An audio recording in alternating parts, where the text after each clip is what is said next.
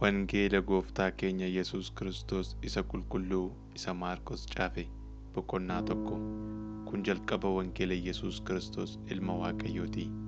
Macaafni ilaa ergamaa koo isa karaa siif qopheessu si dura nan erga in jedha. Macaafa Isaayyaas raajichaa keessatti immoo sagaleen lafa onaa keessaa in iyyaa, dhagaa dhaggeeffadhaa, Gooftichaaf karaa tolchaatii, daandii inni irra deemus qajeelchaa kan jedhu caafamee jira. Yohannis cuuphaan lafa onaa keessatti argamee cuubamaa yaada garaa giddirachuu keessan mul'isaa, Waaqayyo immoo cubbuu keessan isiniif in balleessaa jedhee labse. Guutummaa kutaa biyya Yihuudaa keessaa mandarii Yerusaalem keessa kan jiraatanis hundinuu lafa Yohannis cuuphaan jirutti ba'anii cubbuu isaanii himachaa laga Yordaanositti of hin cuupsisu turan. Yohannis uffata rifeensa gaalaa irraa dhahame uffatee mudhii isaa xeebaan hidhatee awwaannisaa fi damma moggaa nyaachaa jiraate. Innis inni ana irra jabaatu na booddeedhaan dhufaa jira, gad gugguufee hidhaa qubee isaatii illee hiikuudhaaf ani nama ta'u miti. Ani bishaaniinan isin cuube, inni garuu Hafuura Qulqulluudhaan isiniin cuubaa jedhee labse. Bara sanatti Yesuus Naazreet mandara Galiilaatii dhufee Yohannis Yordaanositti isa cuube. Yohannis akkuma Yesuus bishaanicha keessaa ba'een bantiiwwan Waaqaa saaqamuu isaanii, Hafuurri Qulqulluunis akka guggeetti dhufee isa irra bu'uu isaa arge. Sagaleen immoo, ati ilma koo isa jaallatamaadha, gammachuun koo sittiin raawwatama jedhee Waaqa irraa dubbate. Hafuurri Qulqulluun achumaan Yesuusin gara lafa onaatti baasee, Yesuus lafa onaa keessa guyyaa 40 bubbule. Seexanaanis qoramaa ture. Achittis bineensota gidduu ture. Ergamoonni Waaqayyoos isaaf hin ergamu turan. Yohannis cuuphaan mana hidhaatti dabarfamee erga kennamee booddee Yesuus kutaa biyya Galiilaa dhufee wangeela Waaqayyoo lallabe. Barichi raawwatameera, mootummaan Waaqayyoos dhiyaateera. Yaada garaa gedderadhaa, wangeelatti amanaa jedhe. Yesuus ciisa bishaan Galiilaa bukkee utuu darbuu Simoonii fi Indiriiyaasiin obboleessa Simoon kiyyoo isaanii bishaanichatti utuu darbatanii arge. Isaan qurxummii qabdu turan. Yesuus immoo, na duukaa kottaa, anis nama kana walitti qabdan isinan godhadhaa isaaniin jedhe. Isaan achumaan kiyyoota isaanii achitti dhiisanii isa duukaa hin bu'an. Yesuus takkaa deemee Yaaqoobii fi Yohannisiin ilmaan Zabdiyoos bidiruu isaanii keessa ta'anii kiyyoota isaanii utuu tottolfatanii arge. Inni achumaan isaan waamee, isaanis abbaa isaanii Zabdiyoosiin hojjettoota wajjin bidiruu keessatti dhiisanii Yesuus duukaa bu'an. Yesuus bartoonni waamamanis mandara Qifirnaahom dhaqan. Inni immoo guyyaa Sanbataatti mana sagadaatti galee barsiise. Garaan warra isa dhaga'anis barsiisa isaatiin rukutame. Yesuus akka barsiisota seeraatti utuu hin ta'in akka nama aboo qabuutti isaaniin barsiisa ture. Namni hafuura hamaadhaan qabame tokko mana sagadaa isaanii keessa ture iyyuu si'uma sana caraanee, yaa Yesuus nama Naazreet, dhimma keenya keessa maaltu si buuse? Silaa nu balleessuu yaaddee dhuftee? Anu eenyu akka ati taate si beeka, yaa qulqulluu Waaqayyoo jedhe. Yesuus garuu, gab jedhi, keessaa ba'is jedhee hafuuricha hamaa in ifate. Hafuurri hamaan sun namicha qabatee ture sana wittiffachiisee sagalee guddaadhaan iyyee namicha keessaa ba'e. Isaan hundinuu na'anii dinqifataniis, maal wanti akkasii? Barsiisa haaraa aboo of keessaa qabu. Inni hafuurota hamoota iyyuu hin abbooma, isaanis isaaf hin abboomamu jedhanii walitti dudubbatan. Oduun isaa takkaadhumaan naanna'aa kutaa biyya Galiilaa sana keessa iddoo hallee hundumaatti dhaga'ame. Yesuus mana sagadaatii akkuma ba'een Yaaqoobii fi Yohannisii wajjin mana Simoonii fi Indiriiyaas dhaqe. Yommus amaatiin Simi'oon dhukkuba dhagna gubaadhaan qabamtee hin ciifti turte. Achumaan jarri waa'ee ishee isatti himan. Yesuus itti dhiyaatee harka ishee qabee ol ishee kaasee dhagna gubaan sunis ishee dhiise. Isheen immoo isaan in keessumsiifte. Galgala sana erga aduun lixxee booddee warra dhukkubsatan, warra hafuura hamaadhaan qabamanis hundumaa gara isaatti fidan. Namoonni mandara sanaa hundumtuu balbala duratti walitti qabaman. Yesuus dhukkubsattoota baay'ee warra dhukkuba garaa garaatiin rakkachaa turan fayyise. Hafuurota hamootas baay'ee baase. Hafuuronni hamoonni isa waan beekaniif inni dubbachuu isaan hin dhowwe. Ganama barii ammallee utuu hin ifin ka'ee gad ba'ee gara iddoo namni hin jirree dhaqee achittis Waaqayyoon hin kadhate. Simoonii fi warri isaa wajjin turan isa barbaacha ba'an. Isa argatanii hundinuu si barbaadaa jiru jedhaniin. Yesuus garuu, ani isaaf waanan ba'eef achittis akkan lallabuuf kottaa gara mandaroota nutti aananii dhaqnaa isaaniin jedhe. Inni dhaqee manneen sagadaa isaanii guutummaa kutaa biyya Galiilaa keessa jiranitti lallabee hafuurota hamootas namoota keessaa baase. Namni dhagni isaa lamxaa'e tokko gara Yesuus dhufee jilbeenfatee, fedha kee yoo ta'e na qulleessuu hin dandeessa jedhee isa kadhate. Kanaaf Yesuus garaa laafee fi hiixatee qabee fedheeraa qullaa'e ittiin jedhe. Achumaan namichi lamxii isaa irraa fayyee qullaa'e. Yommus Yesuus namicha cimsee of eeggachiisee, beekkadhu, waan tokko illee namatti hin himin, garuu dhaqii luboof ilaalchisi. Fayyuun kee hundumaattuu haa mul'atuuf akka Museen abboomettis qullaa'uu keetiif kennaa kee dhiyeessi jedhee isa gadi dhiise. Namichi achi erga ba'ee booddee waan baay'ee waa'ee isaatiif odeessuutti ka'ee dubbii kana biyyaan ga'e. Kanaaf Yesuus lafa namni hin jirre bubbule malee mul'inatti mandaratti galuu hin dandeenye. Namoonnis iddoo hallee gara isaa hin dhufu turan.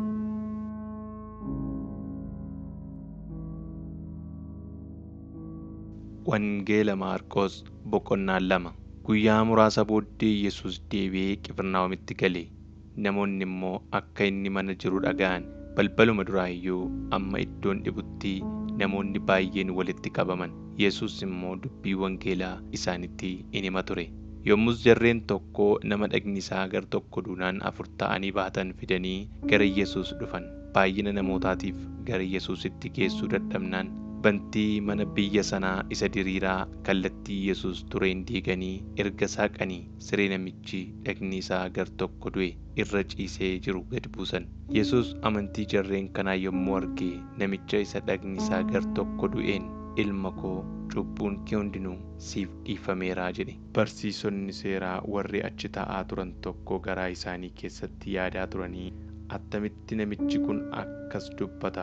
Kun Waaqayyoon arrabsuu isaati. Waaqayyo tokkicha malee eenyutu cubbuu namaaf dhiisuu danda'a jedhan. Yesuus achumaan garaa isaanii keessatti yaadaa akka jiran hafuuraan hubatee, maaliif waan akkasii garaa keessanitti yaaddu? Kamtu salphaadha? Namicha dhagni isaa gar tokko du'e sanaan cubbuun kee siif dhiifameera jechuu moo yookiis ka'iitii siree kee fudhadhu adeemi jechuu? Garuu ilmi namaa lafa irratti dhiifamuu cubbuu kennuudhaaf aboo akka qabu beekaa isaaniin jedhe. Isa dhagni isaa gar tokko du'een ammoo, sittan himaa ka'iitii siree kee fudhadhu mana keetti gali jedheen.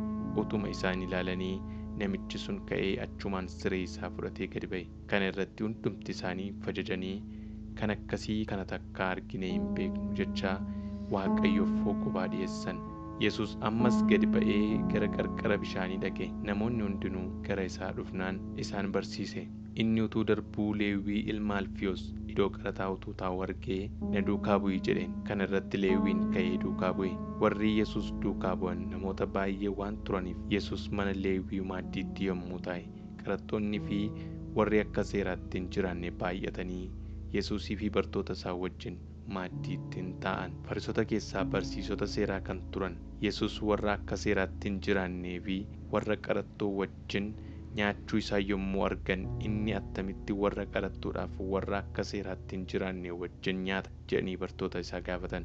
Yesuus kana yommuu dhaga'e namoonni fayyaan ogeessa qorichaan barbaadan. Dhukkubsattootatu barbaada malee, ani warra jireenya qajeelaa jiraatan waamuu hin dhufne, warra cubbamoota waamuufan dhufe malee isaaniin jedhe. Gaaffii waa'ee soomiif gaafatame. Bartoonni Yohannisii fi bartoonni Farisootaa in soomu turan.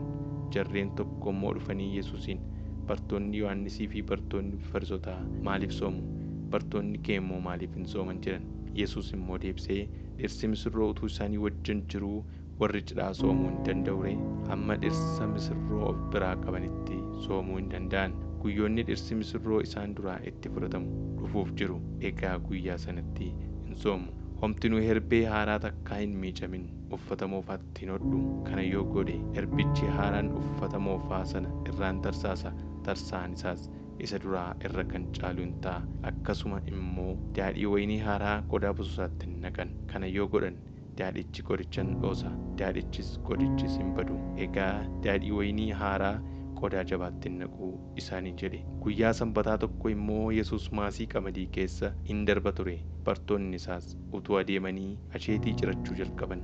Fariisonni yommus, argitaa bartoonni kee guyyaa sanbataatti gochuun seeraan kan dhowwame maaliif godhu jedhanii isa gaafatan. Yesuus deebisee, Daawit namoota isaa wajjin waan nyaatu dhabee yommuu beela'e waan inni godhe isin takkaa hin dubbifne ree? Innoo bara Abiyaataar hangafa lubootaa turetti mana Waaqayyootti galee buddeena ilaalchaa Waaqayyoof dhiyaates luboota irraa kan hafe warri kaan nyaachuun seeraan dhowwamee kan ture nyaatee namoota warra isaa wajjin turaniifis kenne isaaniin jedhe. Yesuus itti dabalee, sanbatatu namaaf uumame malee namni sanbataaf hin uumamne.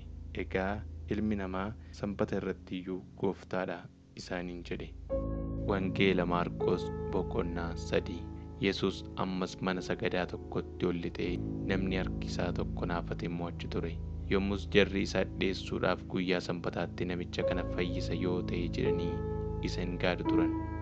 Yesuus immoo namicha harki isaa naafate sanaan, ka'ii gidduu dhaabadhu jedhe. Jaraanis, seerri keenya guyyaa sanbataatti gaarii immoo hamaa gochuu yookiis lubbuu oolchuu immoo ajjeesuu nu abbooma jedhe. Isaan garuu calluma jedhan. Kana irratti aaree warra naanna'aa isaa jiran ilaalee mata jabina isaaniittis gaddee namichaan, harka kee diriirsi jedhe. Yommuu namichi harka isaa diriirse harki isaa deebi'ee ni fayye. Yommusuma warri Farisootaa gadi ba'anii warra garee Heroodisii wajjin qoratanii attamitti akka isa balleessan mari'atan. Yesuus bartoota isaa wajjin jara biraa sokkee gara bishaan ciisaa dhaqe. Kutaa biyya Galiilaatii fi biyya Yihuudaatii namoonni sonaan baay'een isa duukaa dhaqan. Waan inni hojjete hundumaa warri dhaga'an mandara Yerusaalemii, biyya Edomiyaatii, biyya Yordaanos gamaatii, naannoo mandaroota Xiiroosii fi Siidoonii sonaan baay'atanii gara isaa dhufan. Innis tuuti sun dhiibboodhumaan akka isa hin buruqsinetti bidiruun tokko qophaa'ee akka isa eeguuf bartoota isaatti hime. Inni dhukkubsattoota baay'ee waan fayyiseef warri dhukkuba garaa garaa qaban hundinuu isa harkaan qabuudhaaf amma isa irratti wal caccabsanitti ka'an. Hafuuronni hamoonni namoota keessa jiran yeroodhuma isa arganitti fuula isaa duratti kufanii, ati ilma Waaqayyooti jedhanii in iyyuu turan. Inni garuu akka isaan isa hin mul'ifnetti cimsee isaan ifate. Yesuus gara gaaraatti ol ba'ee warra barbaades ofitti waame. Isaanis gara isaa dhufan. Isaan wajjin akka turaniif wangeela lallabuufis akka isaan erguuf namoota 12 bartoota godhate. Isaan kana warri inni ergamoota jedhee immoo waame. Hafuurota hamoota baasuufis aboo akka isaan qabaatan godhe. Warri 12 inni bartoota isaa godhate immoo Simoon isa inni Phexros jedhee moggaase, Yaaqoobii fi Yohaannis ilmaan Zabdiyoos warra inni bo'an erges jedhee moggaase. Kunis ilmaan qaqawwee jechuudha. Indiriyaas, Filiiphoos, Bartalimoos, Maatiyos, Toomaas, Yaaqoob ilma Alfiyoos, Taadiyoos, Simoon isa hinaafticha jedhamee beekame, akkasumas Yihudaa nama biyya Keriyoot isa Yesuusiin dabarsee kenne.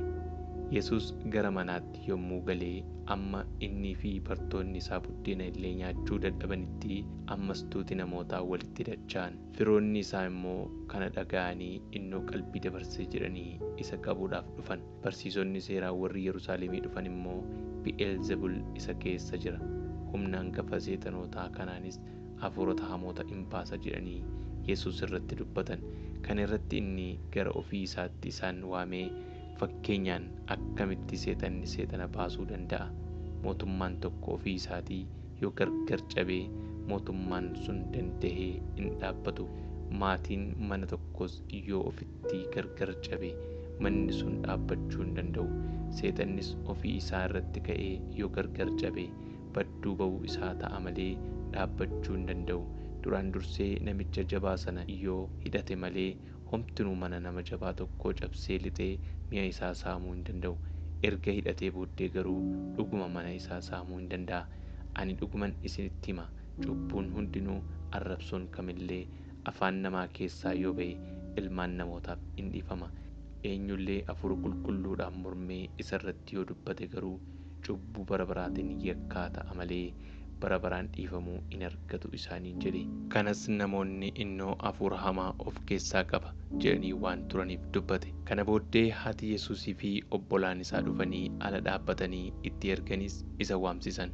Yeroo sanatti tuuti namootaa isatti naanna'anii taa'u turan. Isaan kunoo haati kee obbolaan kees alaa si gaafachaa jiru ittiin jedhan. Inni garuu deebisee, haati koo obbolaan koos eenyu fa'i isaaniin jedhe. Gara warra isatti naanna'anii ta'anis ilaalee, haati koo obbolaan koos warra as jiran kana. Jaalala Waaqayyoo kan godhu eenyu iyyuu obboleessa kooti, obboleettii kooti, haadha kootis jedhe. Wangeela Maarqos boqonnaa 4. Yesuus ciisa bishaanichaa bukkeetti ammas barsiisuu jalqabe.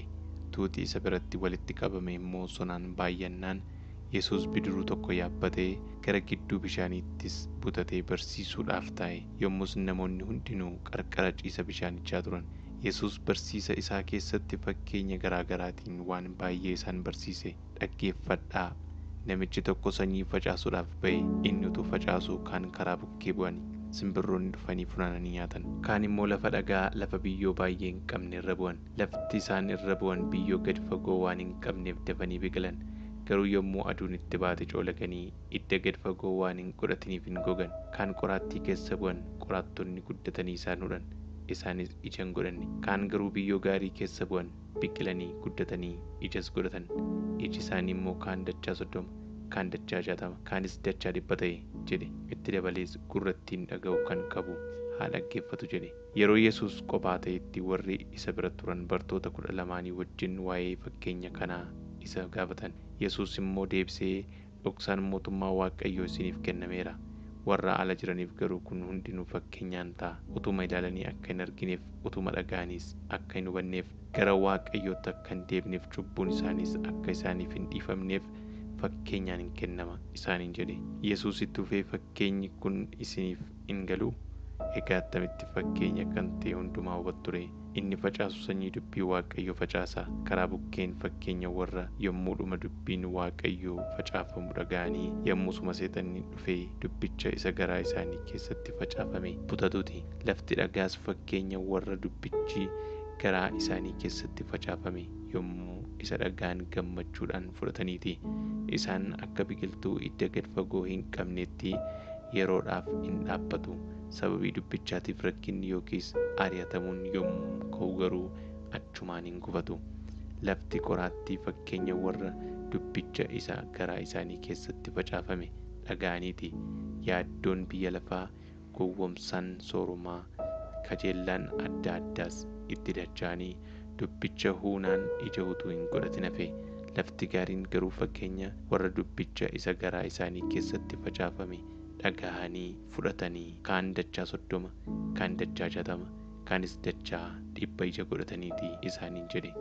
Yesuus ammoo, ibsaan guuboo jalaa yookiis siree jala kaa'amuuf hin fidamaaree? Baattuu ibsaa irra akka kaa'amuuf mitiiree?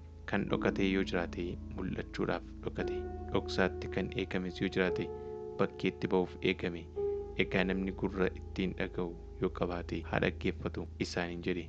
Yommus Yesuus, isa dhageessan akeekkadhaa, qodaa safaraa itti namaaf itti kennitutti siif hin kennama, caalchisees siif hin kennama. Isa fudhatee waa qabuuf itti dabalamee hin kennamaaf.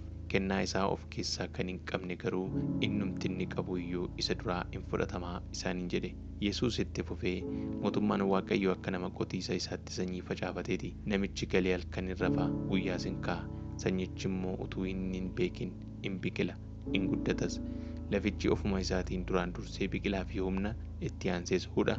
Kana booddees ija guutuu hin godhachiisa. Midhaanichi erga bilchaatee garuu yeroon haamaa waan ga'eef achumaan haamtuu ittiin erga jedhe. Yesuus amma immoo mootummaa Waaqayyoo maalitti fakkeessinu yookiis isaaf fakkeenya maalii kenninu? Inni akka ija sanaaficaatii yommuu lafatti faca'u ija biqila lafaa hundumaa irra hin xinnaata. Inni yommuu faca'u biqilee hin guddata. Biqila hundumaa irra kan caalu ta'ee damee gurguddaa hin godhata. Simbirroonni dhufanii gaaddisa damee isaa jalatti mannee ijaarratu jedhe. Yesuus fakkeenyota baay'ee kana fakkaataniin hamma isaan dhaggeeffachuu danda'anitti dubbicha isaanitti hime. Inni fakkeenya malee isaanitti hin dubbanne. Kophaatti immoo waan hundumaa bartoota warra kan isaatiif hiike. Yesuus galgala gaafasii bartoota isaatiin, kottaa bishaan ciisaa kana gamatti ceenaa jedhe. Bartoonni isaa namoota achi turan gadhiisanii akkuma inni bidiruu keessa jirutti Yesuusin fudhatanii adeeman.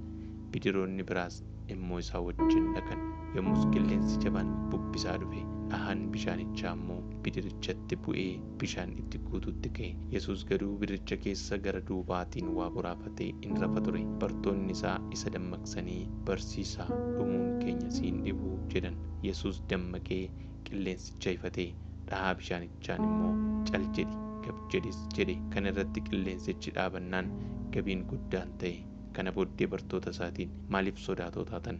ammayyuu amantii hin qabdanii jedhe. Isaan immoo guddaa sodaatanii, namni kun eenyu? Qilleensaa fi bishaan in abbooma, isaanis isaaf in abboomamu waliin jedhan. Wangeela Maarqos boqonnaa 5. Kana booddee isaan ciisa bishaanii gara kutaa biyya Gergeesaa dhufan. Akkuma Yesuus bidiricharraa bu'een namni hafuurri hamaan keessa ture tokko iddoo awwaalaa keessaa ba'ee isatti dhufe. Namichi kun awwaalota gidduu jiraate. Homtunuus funyoodhuma sibiilaatiin illee isa hidhuu hin dandeenye. Inni yeroo baay'ee funyoo sibiilaatii fi hidhaa harkaatiin hidhameera. Garuu funyoo sibiilaa ofirraa hin kukkuta, hidhaa harkaas in caccabsa ture. Kanaaf namni tokko illee gad isa qabuu hin dandeenye. Namichi kun yeroo hundumaa halkanii fi guyyaa awwaalota gidduutti tulloota irrattis argamee in iyya. Dhagaadhaanis of in rurukuta ture. Inni fagootti Yesuusin argee gara isaatti fiigee jilbeenfatee Yesuusiif sagade. Caraanaas sagalee guddaadhaan, yaa Yesuus ilma Waaqayyoo Abbaa, maal natti qabda? Maaltus dhimma koo keessa si buuse? Adaraa Waaqayyoo ana hin dhiphisin jedhe. Yesuus ammoo, ati hafuura hamaa nanaa namicha kana keessaa ba'i ittiin jedhee ture. Yesuus, maqaan kee eenyu jedhee gaafannaan, hafuurichi immoo maqaan koo Duula, nuyi baay'eedha jedhee deebiseef. Achumaanis hafuurota baay'ee sana biyya keessaa akka hin baafneef jabeessee Yesuusin kadhate. Dirree gaarichaa sana irra kunoo hoomaan booyyee bobba'anii turan. Hafuuronni hamoonni sun immoo booyyota sanatti akka galluuf itti nu ergi jedhanii Yesuusin kadhatan. Yommus inni haadha kaniif isaan dhiise. Hafuuronni hamoonni namicha keessaa ba'anii booyyota sanatti galan. Hoomaan akka booyyota 2,000 lakkaa'aman sun hallayyaa irraa gad gara ciisa bishaaniitti konkolaatanii liqimfaman. Yommus warri booyyee eegan baqatanii kana warra mandara keessaa fi warra biyyaatti odeessan. Namoonni immoo waan ta'e kana ilaaluudhaaf dhufan. Yesuus bira ga'anii namicha isa duula hafuura hamaadhaan qabamee ture sana wayyaa uffatee qalbii isaattis deebi'ee achi taa'ee argan. Hundumti isaaniis in sodaatan. Duraan achi turanii waan namicha hafuurri hamaan keessa ture sanaaf ta'e, hoomaan booyyees maal akka ta'an warri argan jara dhufanitti himan.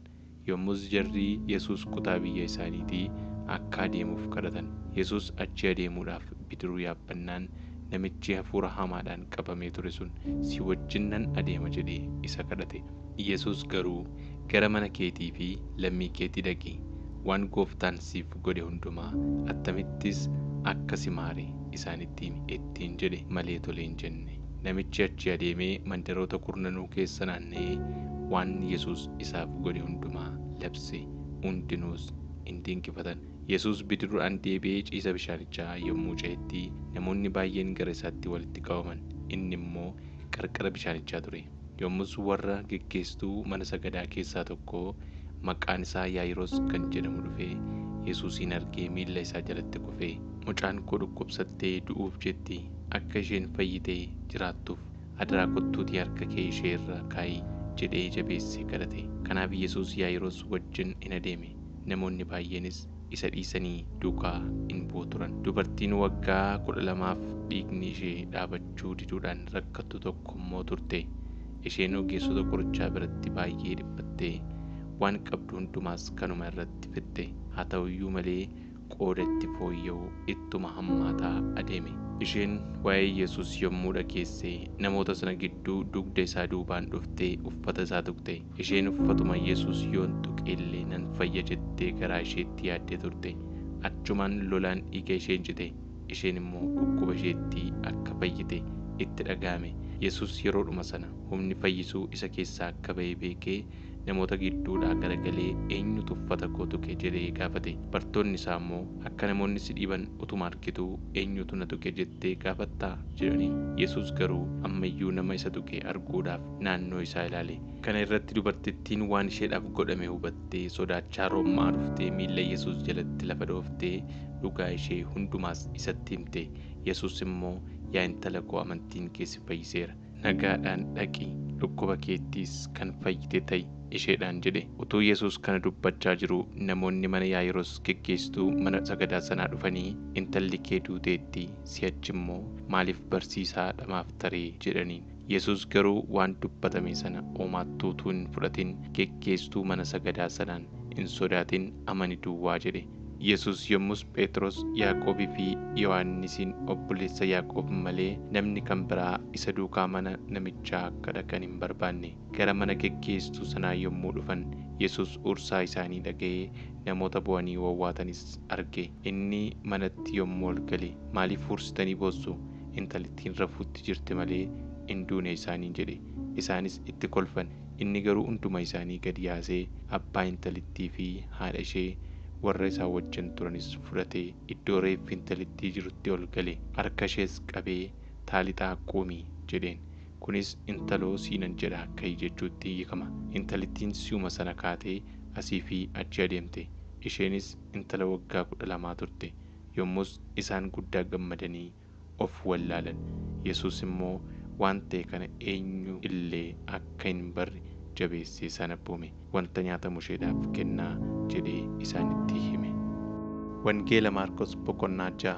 Yesus iddoo sana dhiisee adeemee gara mandara kutaa biyyatti dhalatee dhaqe. Bartoonni isaas isa duukaa dhaqan. Guyyaa Sanbataattis mana sagadaatti barsiisuu jalqabe. Warra isa dhaga'an keessaas baay'een raajeffatanii wanti kun hundinuu eessaa dhufeef? Ogummaa attamiitu isaaf kenname? Hojii aangoo attamiitus harka isaatiin hojjetaman? Kun muka sooftichaa ilma Maariyaam, obboleessa Yaaqoob, Yooses, Yihudaa fi Simoon miti? Obboleettonni isaas as nu bira jiru miti? jedhanii isa maman. Yesus immoo raajiin iddoo biraatti malee biyya isaatti lammii isaa gidduuttis mana ofii isaattis ulfina hin argatu isaaniin jedhe. Harka isaa dhukkubsattoota muraasa irra kaa'ee isaan fayyise malee kanarra kan caalu hojii aangoo achitti hojjechuu hin dandeenye. Amantii dhabina isaaniitti garuu baay'ee dinqifate. Kana booddee inni barsiisaa gandeen sana gidduu hin deddeebi'e. Yommus Yesus warra 12 ofitti waamee hafuurota hamoota irratti haboo isaaniif kennee lama isaan erge. Karaadhaaf immoo ulee malee buddeena, korojoo waan tokkollee akka hin fudhanne, horiis akka hin baanne isaan abboome.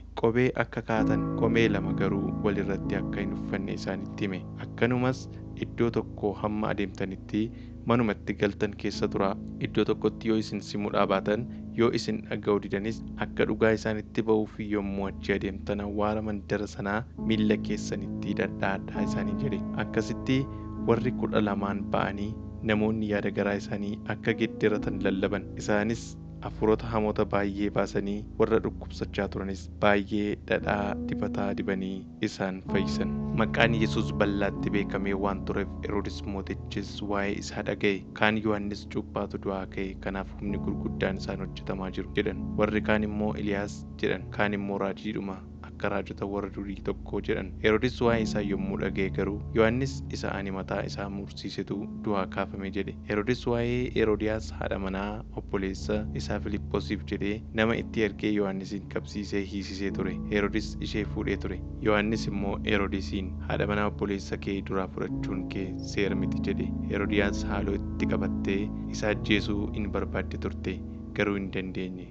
Yohaannis nama qajeelaadhaa fi qulqulluu ta'uu isaa beekee Heroodis isa hin sodaata waan tureef isa hin eegsisa ture. Yeroo dubbii isaa dhaga'e illee baay'ee walii wallaalee utuma ta'u iyyuu gammachuudhaan isa dhaggeeffate. Guyyaa itti Heroodis seenaa dhalachuu isaatiif jedhee gurguddoota bultii biyya isaatii fi hangafoota warra loltuutiif kutaa biyya Galiilaa keessaa warra beekamaniif nyaachisa godhe irratti Heroodiyaas fucha gaarii argatte. Intalli Heroodiyaas ol galtee yommuu sirbite Heroodisii fi keessummoota isaa gammachiifte. Mootichi yommus intalittiidhaan waanuma barbaadde na kadhadhu ani siif nan kenna jedhe. Ammas hamma walakkaa mootummaa kootiitti waanuma ati na kadhattu siifan kenna jedhee kakateef. Kana irratti intalittiin gadi baatee maal kadhadhu jettee haadha ishee gaafatte. Isheen immoo mataa Yohaannis cuuphaa jettee deebifteef. Kanaaf intalittiin yommusuma gara mootichaatti ariifattee ol galtee akka ati tokkichumaan mataa Yohaannis cuuphaa gabateetti anaaf laattu nan barbaadaa jetteen. Kana irratti mootichi garmalee hin gaddee garuu sababii kakaa isaatiif keessummoota isaatiif jedhee isa ishee abdachiise sana arraba isaa gedderuu hin barbaanne. Achumaan mootichi warra isa eegan keessaa loltuu tokko ergee mataa Yohaannis akka fiduuf abboome. Loltuun sun immoo dhaqee mana hidhaa keessatti mataa Yohaannis mormatti irraa kute. Mataa isaa sanas gabateetti fidee intalittiidhaaf kenne. Intalittiin immoo haadha isheetiif laatte. Bartoonni Yohaannis kana yommuu dhaga'an dhaqanii reeffa isaa fuudhanii awwaala keessa hin kaa'an. Ergamoonni ergasii Yesus biratti walitti qabamanii waan hojjetanii fi waan barsiisan hundumaa isatti himan. Inni immoo isin duwwaan anaa wajjin gara iddoo qofniitti ba'aa takkas boqodhaa isaaniin jedhe. Namoonni baay'een in dhufuu in adeemus. Kanaaf nyaataaf illee yeroo hin qaban turan. Yommus isaan kophaa isaanii bidiruudhaan gara iddoo qoofni tokkoo dhaqan. Namoonni utuu isaan adeemanii waan arganiif baay'een kana hubatan. Warri mandaroota hundumaa keessaa dhufan miillaan fiiganii karaa lafaa naanna'anii isaan duras iddoo sana hin ga'an. Yesuus qarqara bishaaniitti yommuu bidiruu keessaa bu'utti tuuta gobbuu arge. Isaan akka hoolota tiksee hin qabne waan turaniif immoo isaaniif hin ho'e. Waan baay'ees isaan barsiisutti ka'e. Yeroo galgalaa adeemetti immoo bartoonni isaa gara isaa dhufanii, kun lafa onaadhaa, yerichi immoo sokkeera. Gara manneenii fi gandeen nutti aanan kanaa dhaqanii waan nyaatan akka bitataniif jara kana gadhiisi jedhan. Inni garuu deebisee, isin ofii keessanii waan isaan nyaatan kennaaf jedhe. Isaan immoo dhaqnee meetii 200 buddeena binnee haa nyaataniif isaaniif kennuuree jedhaniin. Kana irratti inni, buddeena meeqa qabu dhaqaatii ilaalaa isaaniin jedhe. Isaan immoo meeqa akka ta'e erga baranii, buddeena 5 fi qurxummii 2 jedhaniin. Yommus inni immoo hundinuu kutataan marga lalisaa sana irraa akka ta'aniif abboome. Isaanis 100 kutataan ta'an. Buddeenan 5 fi qurxummii 2 fuudhee gara Waaqaatti ol ilaalee eebbisees buddeenan sana cabsee namootaaf akka dhiyeessaniif bartoota isaatti kenne. Qurxummii 2nis hunduma isaaniif hirsiise. Isaan hundinuu nyaatanii hin quufan. Bartoonni isaa urraa buddeenaa fi qurxummii gundoo 12 guutuu fuudhan. Warri buddeena sana nyaatan immoo dhiironni duwwaan iyyuu 5,000 turan. Achumaanis Yesuus amma ofii isaatii tuuta sana gadhiisutti bidiruu yaabbatanii isa dura gama Beetsaayidaatti akka ce'an bartoota isaa giddisiise. Tuuta sanatti erga nagaa dhaame immoo kadhachuudhaaf gara gaaraatti ol ba'e. Yommuu galgalaa'ee bidiruttiin ciisa bishaanichaa walakkaa jirti. Yesuus garuu kophaa isaa bakkee ture. Bartoonni isaa bidiruudhaan utuu adeemanii qilleensi gara isaaniitti qilleensa irraa kan ka'e rakkachaa akka turan arge. Gara iyya indaanqoo isa lammaffaatti bishaan gubbaa adeemaa gara isaanii dhufe. Isaan bukkee darbuus hin barbaade. Bishaan gubbaa utuu adeemuu yommuu arganis eekeraadha se'anii iyyan. Hundumti isaanii isa arganii sodaatan. Inni garuu achumaan isaanitti dubbatee, jabaadhaa innoona, hin sodaatinaa jedhe. Isaanii wajjinis bidiricha yaabbate. Qilleensichis dhaabbannaan waanuma jedhan wallaalan. Sammuun isaanii ammayyuu duudee waan tureef isaan dinqii inni buddeenan sanaan hojjeteen iyyuu hubachuu hin dandeenye. Yommuu ce'anis bakkee Genesaaretitti lafatti ba'anii qarqara bishaanichaattis bidiruu isaanii hidhatan. Akkuma isaan bidiruu keessaa bu'aniin namoonni Yesuus akka ta'e baran. Naannaa sana immoo asii fi achi fiiganii iddoo inni ga'e jechuu dhaga'an hundumaatti namoota dhukkubsatan sireedhaan fiduutti ka'an. Gandeen mandaroota yookiis manneen inni dhaqe hundumaattis dhukkubsattoota lafa gabaa ciibsanii akka isaan shaashara wayyaa isaatii illee tuqaniif isa hin kadhatu turan. Ammi shaashara wayyaa isaa tuqan hundinuu hin fayyan. Wangeela Maarqos boqonnaa 7. Fariisonni yommus barsiisota seeraa Yerusaalemii dhufan tokko wajjin Yesuus biratti walitti qabaman. Isaan kunis bartoota Yesuus keessaa jarri tokko harka xuriitiin, innis akka seera isaaniitti harka dhiqachuudhaan utuu of hin qulleessin akka buddeena nyaatan argan. Yihuudoota kan ta'an hundinuu, caalaadhumatti immoo warri Fariisotaa barsiisa seera muka abbaa isaanii waan ulfeessaniif harka isaanii bishaan kaballaa tokkoon utuu hin dollaatin hin nyaatan. Yommuu gabaadhaa galan utuu of hin qulleessin, akkasuma immoo wanta gabaadhaa dhufu utuu bishaanitti hin facaasin hin nyaatan. Isaan kana malees seerri muka abbaa isaanii kan isaan ulfeessan baay'eetu jira. Qodaa itti dhugan qodaa bishaanii, qodaa sibiila diimaa irraa hojjetaman, sirees hin dhiqu turan. Kana irratti Fariisonnii fi barsiisonni seeraa, bartoonni kee akka seera muka abbaa keenyaatti jiraachuu dhiisanii harka xuriitiin maaliif buddeena nyaatu jedhanii Yesuusin gaafatan. Kanaaf Yesuus deebisee, Isaayyaas raajichi waa'ee keessan, waa'ee warra of hin argine kanaa ba'eessa dubbate. Sabni kun afaan isaatiin ulfina naaf kenna, garaan isaa garuu baay'ee natti fagoodha. Ana waaqessuun isaanii akkasumaan abboommii namaa akka seera Waaqayyootti barsiisu kan jedhu caafamee jira. Isin abboommii Waaqayyoo dhiiftanii seera muka abbootaatti qabamtan isaaniin jedhe. Yesuus itti fufee, seera muka abbaa keessanii jabeessuudhaaf jettanii abboommii Waaqayyoo diiguudhaaf mala ba'eessa argattan. Museenoo abbaa keetii fi haadha keetiif ulfina kenne. Iddoo biraatti immoo abbaa isaatii fi haadha isaa irratti hamaa kan dubbatu haa du'u jedheera. Isin immoo namni abbaa isaa fi haadha isaa gargaaruuf ture tokko isaaniin, wanti na biraa isiniif kenname waa'ee isiniif baasuuf ture amma qurbaana ta'eera. Kana jechuunis Waaqayyoof kennameera yoo jedhe ba'eessa godhe jettu. Akkasitti inni deebi'ee abbaa isaatii fi haadha isaatiif waanuma tokko iyyuu akka hin goone karaa laattuuf. Kana kan fakkaatan waan baay'ee gochuudhaan seera muka abbaa keessanii isa walitti dabarsitaniin dubbii Waaqayyoo busheessitu isaaniin jedhe. Yesuus ammoo namoota ofitti waamee, isin hundumti keessan dubbii koo dhaga'aa hubadhaas. Alaa kan namatti galu tokko illee danda'ee xuraa'aa nama hin godhu.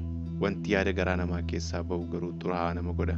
Gurrattiin dhaga'u namni qabu haa dhaga'u isaaniin jedhe. Yesuus namoota dhiisee yommuu manatti gale, bartoonni isaa waa'ee fakkeenya sanaa isa gaafatan. Inni yommus, isin immoo akkuma warra kaanii hin hubatin jirtuu? Alaa kan namatti galu hundinuu xuraa'aa nama gochuu akka hin dandeenye hin qalbifattaniire? Inni yaada garaa namaatti hin galu marrumaan itti galee bakkeetti akka ba'u hin beektaniire? Isaaniin jedhe. Kanaan nyaanni hundinuu qullaa akka ta'e ibse. Yesuus itti fufee, isa yaada garaa namaa keessaa ba'utu nama xureessa. Yaadni hamaan hundinuu keessa yaada garaa namootaatii hin ba'a. Isaan immoo halalummaa, hanna, nama ajjeechaa, ejjummaa, sassata, hammina, haxxummaa, gadhiisa, weennoo, nama salphisuu, of tuulummaa, daggattummaa. Wanti hamaan kun hundinuu keessa yaada garaa namaatii ba'anii xuraa'aa nama hin godhu jedhe. Yesuus achi adeemee naannoo mandara Xiiroos dhaqee mana tokkotti ni lixe. Yommus namni tokko iyyuu achi jiraachuu isaa akka hin barre barbaadee ture. Haa ta'u iyyuu malee dhokachuun isaaf hin danda'amne. Si'uma sana iyyuu dubartiin intalli ishee hafuura hamaadhaan qabamte tokko waa'ee isaa dhageessee dhuftee miilla isaatti kufte. Dubartittiin nama kutaa biyya Finiiqee Sooriyaati. Afaan Giriikii dubbattes turte. Isheen hafuuricha hamaa intala ishee keessaa haa baasuuf Yesuusin hin kadhatte. Yommus inni dura ijoollonni nyaatanii haa quufan. Buddeena ijoollotaa fuudhanii sarootaaf darbachuun ba'eessa miti isheedhaan jedhe. Isheen garuu deebiftee, yaa Gooftaa, saroonni iyyuu irraa maaddii ijoollotaa irraa harca'ee hin nyaatu jetteen. Yesuus immoo, sababii akkas jettee dubbatteef nagaatti dhaqi. Hafuurichi hamaan intala kee keessaa ba'eera isheedhaan jedhe. Kana irratti isheen gara manaatti galtee mucaa ishee hafuurri hamaan keessaa ba'ee sireerra ciiftee argatte. Kana booddee Yesuus kutaa biyya Xiiroosii ka'ee karaa Siidoon kutaa mandaroota kurnanii keessa ba'ee ciisaa bishaan Galiilaa dhaqe. Jarreen tokko yommus nama gurri isaa duude, arrabni isaas dide tokko gara Yesuusitti fidanii akka inni harka isaa irra kaa'uuf kadhatan. Inni namicha sana tuuta keessaa kophaatti baafatee, quba isaas gurra isaa keessa kaa'ee tufee arraba namichaa in tuqe. Gara Waaqaatti ol ilaalee garaa isaatti gaddee fi ifaataa ittiin jedhe. Innis baname jechuudha. Si'uma sanatti gurri isaa banamee, arrabni isaa hiikamee qajeeltootti dubbachuutti ka'e. Yesuus ammoo kana nama tokkotti illee akka hin himne isaan abboome. Isaan garuu utuma inni isaan abboomuu itti caalchisanii labsan. Isaan yommus hamma malee raajeffatanii, inni waan hundumaa ba'eessa godhee warri duudaan akka dhaga'an, warri arrabni isaanii dides akka dubbatan in godhaa jedhan. Wangeela Maarqos boqonnaa 8. Gidduu sanas tuuti sonaan baay'een deebi'anii walitti qabaman. Isaan waan nyaatan dhabnaan Yesuus bartoota isaa waamee isaanitti dubbatee, namoonni kun guyyaa 3 kana anaa wajjin turan. Nyaatas waan isaan hin qabneef hunduma isaaniif nan ho'a. Akkuma beela'anitti gara mana isaaniitti yoon isaan ergee karaattiin kukkufu. Isaan keessaa lafa fagootii kan dhufan jiru jedhe. Bartoonni isaa immoo deebisanii, attamitti namni tokko as lafa onaa kanatti namoota kana hundumaa buddeena nyaachisuu danda'a jedhaniin. Kana irratti inni, buddeena meeqa qabdu jedhee isaan gaafannaan, isaan immoo buddeena 7 jedhaniin. Yommus lafuma sana akka ta'aniif namoota abboome. Buddeenan 7 sana fuudhee Waaqayyoof galata galchee cabsees namootaaf akka dhiyeessaniif bartoota isaatti kenne. Isaan immoo tuuta sanaaf dhiyeessan. Qurxummii xixinnoo muraasas qabu turan. Yesuus isas eebbisee namootaaf dhiyeessise. Namoonni sun nyaatanii hin quufan. Hurraa isaan irraa hafes guddoo gurguddaa 7 guutuu walitti qaban. Kana booddee inni namoota sana gadhiisee, namoonni sun immoo akka 4,000 turan.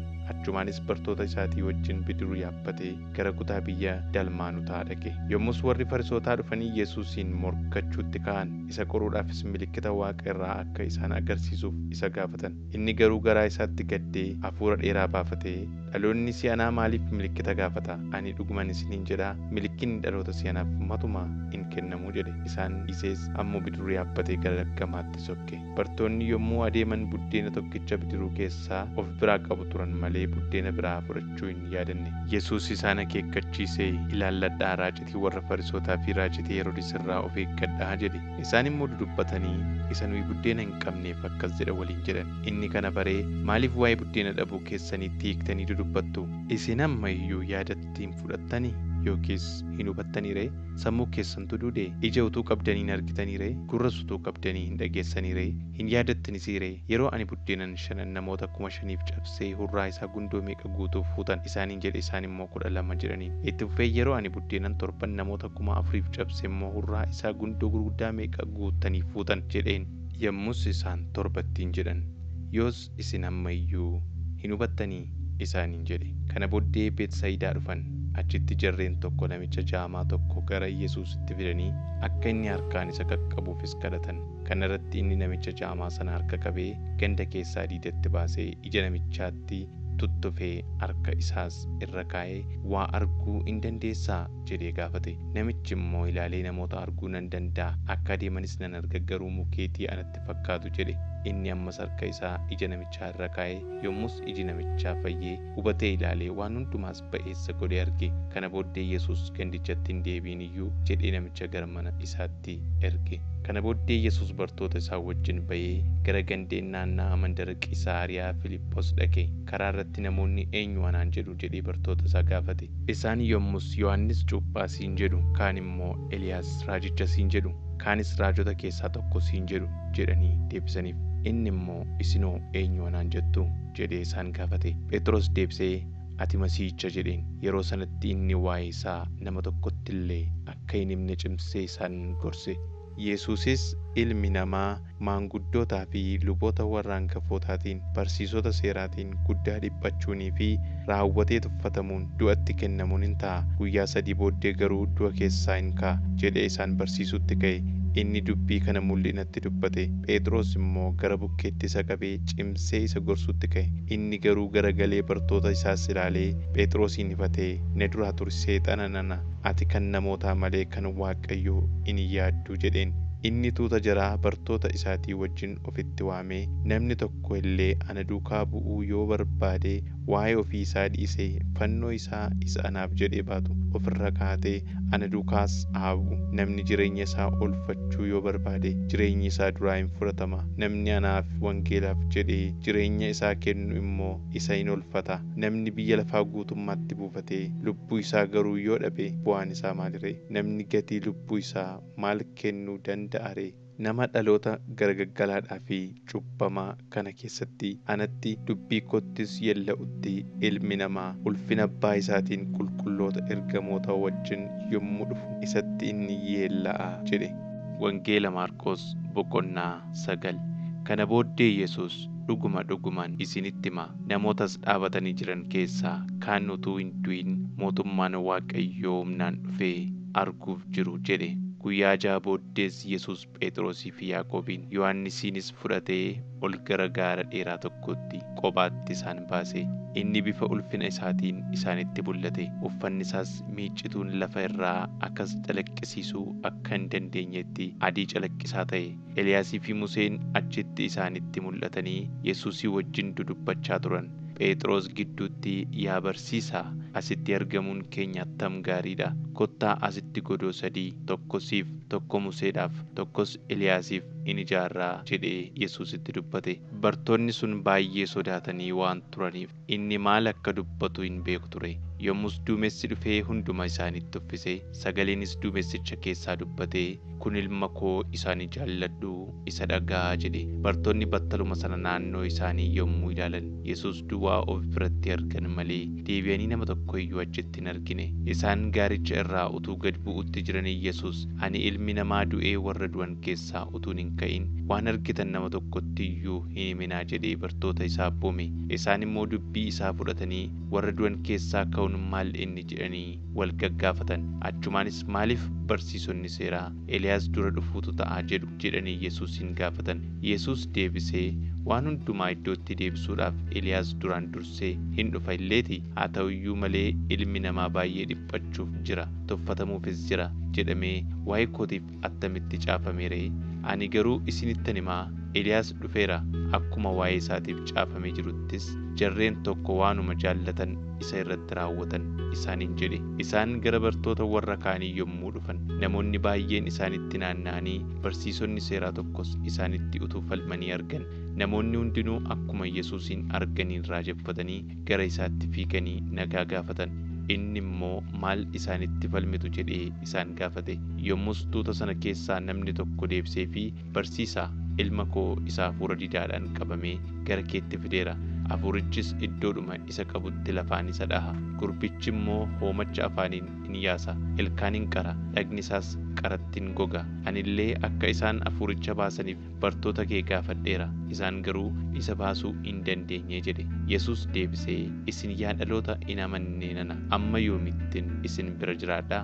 Hamma yoomittis ba'aa anatti taatu? Gara kootti isa fidaa isaaniin jedhe. Yommus isaan gurbicha gara Yesuusitti fidan. Hafuurichi immoo Yesuusin yommuu arge, gurbicha wixxiffachiisee lafaan dhahee gangalachiisees hoomacha afaaniin baase. Yesuus kun isa qabuun isaa erga yoomiiti jedhee abbaa gurbichaa gaafate. Inni immoo deebisee mucummaa isaatii jalqabe. Yeroo baay'ees isa balleessuudhaaf jedhee ibidda keessa, bishaan keessas buuseera. Garuu waan tokko gochuu yoo dandeesse nuuf ho'ii nu gargaarii jedhe. Yommus Yesuus, yoo dandeesse jettee nama amanuuf wanti hundinuu hin danda'ama jedheen. Achumaan abbaan mucichaa sagalee isaa ol fudhatee, nan amana, amantii dhabina kootti na gargaari jedhe. Yesuus immoo namoonni akka itti dacha'an argee hafuuricha hamaa sana ifatee, ati hafuura didaadhaa fi duudaa nana, sin abbooma, isa keessaa ba'i, deebitees ittiin galin ittiin jedhe. Hafuurichi mucicha iyyisiisee baay'ees erga wixxiffachiisee booddee keessaan ba'e. Yommus gurbichi akka waan du'ee taanaan namoonni baay'een du'eera jedhan. Yesuus garuu harka gurbichaa qabee lafaa ol isa kaase. Innis in ka'e. Yesuus erga manatti ol galee booddee bartoonni isaa kophaatti, nuyi maaliif hafuuricha hamaa sana baasuu hin dandeenye jedhanii isa gaafatan. Inni immoo deebisee, inni akkasii kun kadhataan, soomuudhaanis malee waan biraatiin baafamuu hin danda'u isaaniin jedhe. Ergasii isaan achi adeemanii kutaa biyya Galiilaa keessa darban. Yesuus immoo namni tokko illee kana akka beeku hin barbaanne. Inni ilmi namaa harka namootaatti dabarfamee in kennama, isaan isa hin ajjeesu, inni garuu ajjeefamee guyyaa 3 booddee in ka'a jedhee bartoota isaa barsiisaa ture. Bartoonni garuu dubbii isaa hin hubanne, isa gaafachuus hin sodaatan. Kana booddee isaan Qifirnaahom hin dhaqan. Erga mana ga'ee immoo Yesuus, karaa irratti maal walii wajjin dudubbachaa turtan jedhee isaan gaafate. Isaan garuu, eenyutu caalinnaa laata jedhanii karaa irratti walii wajjin dudubbachaa waan turaniif calluma jedhan. Inni erga taa'ee warra 12 ofitti waamee, namni dura ta'uu barbaadu nama hundumaa booddee ta'utu irra jira, nama hundumaafis hojjechuutu irra jira jedhe. Yeroo sanatti inni mucaa tokko ofitti waamee isaan dura dhaabachiisee ofitti qabee hammatees, bartoota isaatiin immoo, mucaa akkasii tokko maqaa kootiin kan simu ana sima, kan na simu immoo isa na erge in sima malee ana simuu isaa miti jedhe.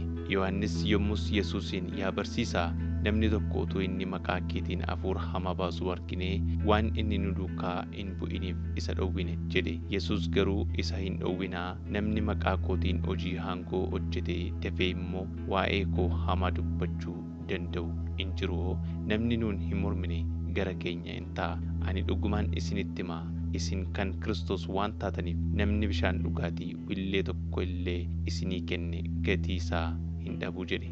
Yesuus itti fufee, eenyullee warra xixinnaa anatti amanan kana keessaa tokko gufachiisuu irra dhagaan daakuu guddaan morma isaatti hidhamee galaana keessatti utuu darbatamee isaa wayya ture. Harki kee yoo si gufachiise ofirraa muri. Harka lachuu qabaattee gara qiliilee ibiddaa hin dhaamnee dhaquu kee mannaa harkuma tokko qabaattee jireenyatti galuu siif wayya. Qiliilee sana keessa raammoon nama nyaatu hin du'u, ibiddi isaas hin dhaamu. Miilli kee yoo si gufachiise ofirraa muri. Miilla lachuu qabaattee qiliileetti darbatamuu kee mannaa miilla tokko qabaattee jireenyatti galuu siif wayya. Qiliilee sana keessaa raammoon nama nyaatu hin du'u, ibiddi isaas hin dhaamu. Iji kee yoo si gufachiise of keessaa baasi. Ija lachuu qabaattee qiliileetti darbatamuu kee mannaa ija tokko qabaattee mootummaa Waaqayyootti galuu siif wayya. Qiliilee sana keessaa raammoon nama nyaatu hin du'u, ibiddi isaas hin dhaamu. Hundumtinuu ibiddaan hin minyaa'a, qalmis soogiddaan minyeeffama. Soogiddii waan ba'eessa, soogiddi garuu minyaa yoo of keessaa dhabe maaliin deebiftanii isa minyeessi ture? Soogidda of keessaa qabaadhaa, walii keessaniifis nagaa qabaadhaa jedhe. Wangeela Maarqos boqonnaa 10. Yesuus iddoo sanaa ka'ee gara kutaa biyya Yihuudaa fi gama Yordaanos dhaqe. Namoonni immoo gara isaatti dachaanan akkuma amala isaatii inni isaan barsiise. Yommus warri Farisootaa dhufanii isa qoruudhaaf, namni tokko haadha manaa isaa baasuun seeraa jedhanii gaafatan. Inni immoo deebisee, Museen maal isin abboome isaaniin jedhe. Yommus isaan, Museenoo caaffata ittiin ishee hiiku kenneefi yoo hiike hin ta'a jedheera jedhan. Yesuus garuu sababii mata jabina keessaniif inni abboommii kana isiniif caafe. Jalqaba uumamaatti garuu Waaqayyo dhiira dubartii isin uume. Sababii kanaaf dhiirri abbaa isaa fi haadha isaa inni isa haadha manaa isaatti isin maxxana. Isaan lachanuus foon tokko hin ta'u. Egaa isaan lama miti, foon tokko malee. Kanaafis waan Waaqayyo walitti qabsiise namni gargar hin baasin isaaniin jedhe. Mana keessatti immoo bartoonni waa'ee dubbii kanaa isa gaafatan. Inni immoo eenyullee haadha manaa isaa baasee kan biraa yoo fuudhe ejjee isheetti yakkeera. Isheenis abbaa manaa ishee hiiktee kan biraatti yoo heerumte in ejjiti isaaniin jedhe. Yesuus harka isaa akka isaan irra kaa'uuf namoonni tokko mucoolii gara isaatti fidan. Bartoonni immoo ifatanii isaan dhowwan. Yesuus garuu yommuu kana arge aaree bartoota isaatiin, lakkisaa, mucooliin gara koo haa dhufan, hin dhowwinaa. Mootummaan Waaqayyoo warra akkasiif ta'a. Ani dhuguman isinitti himaa, eenyullee mootummaa Waaqayyoo akka mucaan simatutti kan hin simanne ittiin galu jedhe. Mucoolii hammatee harka isaas mataa isaanii irra kaa'ee isaan eebbises. Yesuus adeemuudhaaf karaa irra yommuu bu'etti namichi tokko itti fiigee fuula isaa duratti jilbeenfatee, yaa barsiisaa gaarii, jireenya bara baraatti galuudhaaf maal gochuutu naaf ta'a jedhee gaafate. Yesuus immoo, maaliif gaarii naan jetta? Waaqayyo isa tokkicha duwwaa malee namni gaariin tokko illee hin jiru. Abboommiin, hin ajjeesin, hin ejjin, hin hatin, sobaan nama irratti dhugaa hin bayin, gowwoomsaadhaan hin fudhatin, abbaa kee fi haadha keef ulfina kenni akka jedhu hin beektaa jedheen. Namichi immoo deebisee, barsiisa kana hundumaa ijoollummaa kootii jalqabee raawwadheera jedheen. Yesuus ilaalee isa jaallatee, waan tokkotu si duraa irrata, dhaqii waan qabdu gurgurii warreen deegaadhaafis kenni, Waaqa irratti badhaadhummaa hin qabaatta. Isa booddee immoo kottuu ana duukaa bu'i jedheen. Namichi kana yommuu dhaga'e qabeenya guddaa qaba waan tureef bifni isaa geddirame, gaddees achii adeeme. Yesuus yommus naannoo isaa ilaalee bartoota isaatiin, warra qabeeyyiidhaaf mootummaa Waaqayyootti galuun attam rakkisaadha jedhe. Bartoonni isaa dubbii isaatti na'anii dinqifatan. Yesuus garuu ammas, ijoollee, warri qabeenyaa isaanii amanatan mootummaa Waaqayyootti galuun attam dhiphuudha. Sooressi tokko mootummaa Waaqayyootti galuu irra gaalli qawwal ilmoo keessa ba'utu salphata jedhe. Kana irratti isaan garmalee na'anii dinqifatanii, egaa eenyutu fayyuu danda'a ree jedhaniin. Yesuus immoo gara isaanii ilaalee, namootaaf hin danda'amu, Waaqayyoof garuu akkas miti. Waaqayyoof wanti hundinuu hin danda'amaa jedhe. Phexros kana irratti, kunoo nuyi hundumaa dhiifnee si duukaa buuneerra jedheen. Yesuus immoo deebisee, dhugumaan isinitti himaa, eenyullee mana yookiis obboloota yookiis obboleettota yookiis haadha yookiis abbaa yookiis ijoollee yookiis araddaa anaa fi wangeelaaf jedhee kan dhiise, bara jireenya isaatti ari'atamuudhaan yoo ta'e iyyuu manneen obboloota, obboleettota, haadhota, ijoollota, araddaas dachaa 100 hin argata.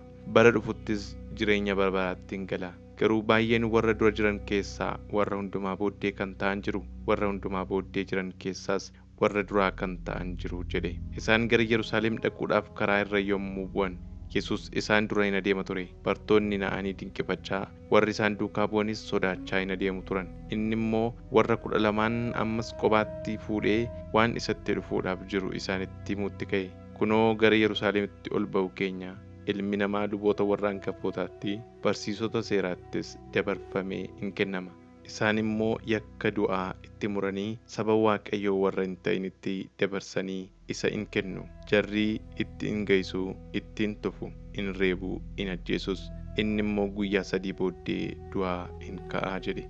Yaaqoobii fi Yohannis ilmaan Zabdiyoos gara Yesuusitti dhiyaatanii, barsiisa, waan nuyi si kadhannu akka nuuf gootu hin barbaanna jedhaniin. Inni immoo, maal akkan isiniif godhu barbaaddu isaaniin jedhe. Yommus isaan deebisanii, ulfina keetti abbaan tokko gara mirga kee, inni kaan immoo gara bitaa kee akka teenyu nuuf kenni jedhaniin. Yesuus garuu waan kadhattan hin beektan.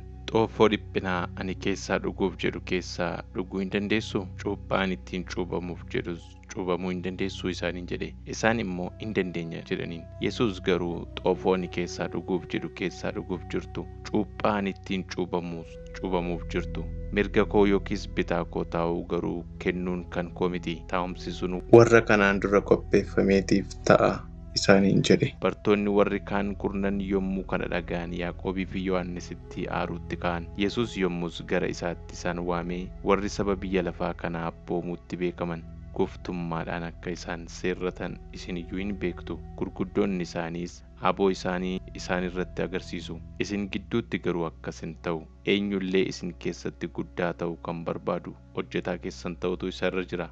Eenyullee isin keessa dura ta'uu kan barbaadu hundumaaf garbicha ta'utu isa irra jira. Ilmi namaa hojjechiifachuudhaaf hin dhufne, namootaaf hojjechuu fi lubbuu isaa furii namoota baay'eetiif kennuuf dhufe malee jedhe. Ergasii isaan Yerikoo dhufan. Yeroo Yesuus bartoota isaatii fi tuuta sonaan baay'ee wajjin Yerikoodhaa ba'ee adeemuuf jedhetti Barxiimiyoos ilmi Xiimiyoos namicha jaamaan tokko karaa bukkee taa'ee in kadhata ture. Yesuus nama biyya Naazreet ta'uu isaa yommuu dhaga'e iyyee, Yesuus ilma Daawit na maari jedhe. Namoonni baay'een calluma jechisiisuudhaaf isa ifatan. Inni garuu ittuma caalchisee iyyee ilma Daawit na maari jedhe. Yesuus yommus dhaabbatee waamaa jedhe. Isaan immoo namicha jaamaa sana waamanii jabaadhu ka'i si waamaa jedhaniin. Kanaaf inni wayyaa isaa ofirraa darbatee utaalee ka'ee gara Yesuus dhufe. Yesuusis maal akkan siif godhu barbaadda jedheen. Namichi jaamaan immoo deebisee agartuu koo akkanaaf deebiftu yaa barsiisaa jedhe. Yesuus ammoo karaa kee dhaqi amantiin kee si fayyiseera jedhe. Achumaanis agartuun isaa deebi'ee fi karaattis isa duukaa bu'e. Wangeela Maarqos boqonnaa 11. Yesuus milikkita ulfinaan Yerusaalemitti galuu isaa. Isaan Yerusaalemitti galuudhaaf Beetefaageedhaa fi Bitaaniyaatti gaara ejersaattis yommuu dhiyaatan, Yesuus bartoota isaa keessaa 2 ergee ganda fuullee keessan jiru sana dhaqaa. Achumaanis akkuma gandichatti galtaniin ilmoo harree yaabbii hidhamee jiru homtinuu takkaa kan hin yaabin in argitu hiikaatii fidaa. Namni maaliif kana gootu yoo isiniin jedhee Gooftaatu dhimma isaa qaba. Inni utuu hin turin iddoodhuma kanattiin deebisa ittiin jedhaa isaaniin jedhe. Bartoonni yommus dhaqanii ilmoo harree yaabbii karaatti hidhame karaa irratti argatanii hiikan. Warra achi dhaabbatan keessaa immoo jarri tokko maal gootu ilmoo harree kana hiiktuu isaaniin jedhan. Bartoonni immoo isa Yesuus jedhe isaanitti himnaan jarri isaan dhiisan. Ilmoo harree sanas Yesuusiif fidanii uffata isaanii irra buusan. Innis irra taa'e. Namoonni baay'een uffata isaanii, warri biraan immoo damee baala qabeessa bakkeedhaa kukkutanii karaa inni irra darbuu irraa hafan. Warri dura adeemanii fi warri duukaa bu'an sagalee isaanii ol fudhatanii Hosaayinaa inni maqaa Waaqayyo Gooftaatiin dhufu galateeffamaadha. Mootummaan Daawit abaabilii keenyaa inni dhufu galateeffamaadha. Hosaayinaa ol Waaqa gubbaatti jedhan. Yesuus Yerusaalemitti mana qulqullummaatti galee waan hundumaa ilaalee galgalaa'uu jalqabnaan bartoota 12 wajjin gara Bitaaniyaatti ba'e. Borumtaas isaan Bitaaniyaadhaa yommuu ba'an Yesuus in beela'e. Muka harbuu baala qabu tokkos fagootti argee ija irraa argadha laata jedhee dhaqe. Inni mukicha bira ga'ee baala malee waanuma tokko irraa dhabe. Yeroon isaa yeroo harbuun ija itti godhatu hin turre. Yesuus yommus mukichaan omtinuu deebi'ee ija si irraa hin nyaatin bara baraan jedhe. Bartoonni isaas kana jechuu isaa dhaga'an. Isaan Yerusaalemiin in ga'an. Yesuus yommus mana qulqullummaatti galee warra mana qulqullummaa keessatti bitanii fi warra gurguran gad baasuutti ka'e. Gabatoota warra horii callaagee giddiraniitii fi taa'umsa warra gugee gurguranii gad garagalche. Homtinuu mi'a baatee mana qulqullummaa keessaa ba'ee akka adeemuuf karaa hin laanneef Yesuus isaan barsiisee, manni koo saba hundumaatiif mana kadhataa jedhamee in waamama kan jedhu hin caafamneeree? Isin garuu holqa hattuu isa godhattan isaaniin jedhe. Luboonni warri hangafoonnii fi barsiisonni seeraas waa'ee dubbii kanaa dhaga'anii karaa ittiin isa balleessan barbaadan. Barsiifni isaa garaa namoota hundumaa rukutee waan tureef isa hin sodaatu turan. Yommuu galgalaa'es Yesuusii fi bartoonni isaa mandaricha keessaa ba'an. Ganama obboroodhaan utuu darbanii harbuun sun hundeedhumaan akka goge argan. Phexros yommus waan ta'e yaadatee, "Barsiisaa, ilaa harbuun ati abaarte gogeera" jedhe. Yesuus immoo deebisee, "Waaqayyotti amantii qabaadhaa. Dhugumaan isiniin jedha, namni garaa isaatti utuu hin mamin gaara kanaan ol kaafamii galaanattis darbami jedhe waan inni jedhus akka ta'uuf yoo amane in ta'aaf. Kanaaf isinittan himaa, waan kadhattan, waan gaafattanis hundumaa akka waan fudhattanitti lakkaa'aa. Amanaa, isiniif ta'uufis jira. Kadhachuuf yommuu dhaabattan Abbaan keessan inni Waaqa irraa yakka keessan akka isiniif dhiisutti namni tokko waa isinitti yakkee yaada keessan miidheera yoo ta'e dhiisaaf. Isin yoo dhiisuu dhaabattan garuu Abbaan keessan inni Waaqa irraas yakka keessan isiniif in dhiisuu jedhe. Isaan ammas Yerusaalem dhaqan. Yesuus mana qulqullummaa keessa utuu deddeebi'uu luboonni warri hangafoonnii fi barsiisonni seeraa maanguddoonnis gara isaa dhufan. Yesuusiin, "Gooftummaa maaliitiin kana hundumaa goota? Yookiis kana hundumaa akka gootuuf eenyutu gooftummaa kana siif kenne?" jedhan. Yesuus immoo deebisee, "Ani dubbii tokkon isin gaafadha, anaaf deebisaa. Ani gooftummaa maaliitiin kana hundumaa akkan godhu isinitti nan hima. Cuuphaan Yohannis cuuphee Waaqayyo biraa moo nama biraa uumame? Anaaf deebisaa" isaaniin jedhe. Isaan yommus walitti dudubbatanii, "Waaqayyo biraa yoo jenne, yoos immoo maaliif dubbii isaa hin amanin ree nuun jedha? Egaa attamitti nama biraa uumame jenna ree?" jedhan. Namoonni hundinuu Yohannis raajiitti waan fudhataniif tuuta jaraa hin sodaatu turan. Kanaaf nu hin beeknu jedhanii Yesuusiif deebisan. Yesuus immoo, "Egaa anis kana hundumaa gooftummaa maaliitiin akkan godhu isinitti in himuu" isaaniin jedhe. Wangeela Maarqos boqonnaa 12. Yesuus fakkeenyaan isaanitti dubbachuutti ka'e. Namni tokko mukeetii wayinii baay'ee lafa isaa irra dhaabe. Naannoo isaatti dallaa dhagaa ijaaree boolla isa keessatti ija isaa cuunfan qotee siree irra taa'anii eegan ijaare. Namoota hojjetanii eeganii isaa wajjin ija isaa irraa hirmaatanitti kennatee biyya tokko dhaqe. Yeroon isaa yommuu ga'e ija mukeetii wayinichaa irraa waa biraa argachuudhaaf hojjetaa isaa gara warra wayinicha eeganiitti erge. Isaan garuu hojjeticha qabanii reebanii harka isaa duwwaa isa gadhiisan. Ammas hojjetaa kan biraa isaanitti erge. Isaan immoo mataa isaa mammadeessanii isa salphisan. Ammas kan biraa itti erge. Isa immoo hin ajjeesan. Akkanumas kan biraa baay'ee itti erginaan kaan reebanii kaan immoo ajjeesan. Amma illee nama tokko qaba ture. Innis ilma isaa isa jaallatamaadha. Dhuma irratti ilma koo safeeffachuuf jiru jedhee isa gara isaaniitti erge. Warri wayinicha eegan sun garuu isa kana abbaa wayinichaa kan dhaalu, "Kottaa isa hin ajjeefnaa, dhaalli isaas nuuf in ta'a" waliin jedhan. Akkasitti butanii isa ajjeesanii reeffa isaa dhaabaa wayinichaa keessaa gadi baasanii gatan. Abbaan wayinichaa maal godha laata ree? In dhufa, warra eegduu hin balleessa, wayinicha immoo kan biraatti hin kennata.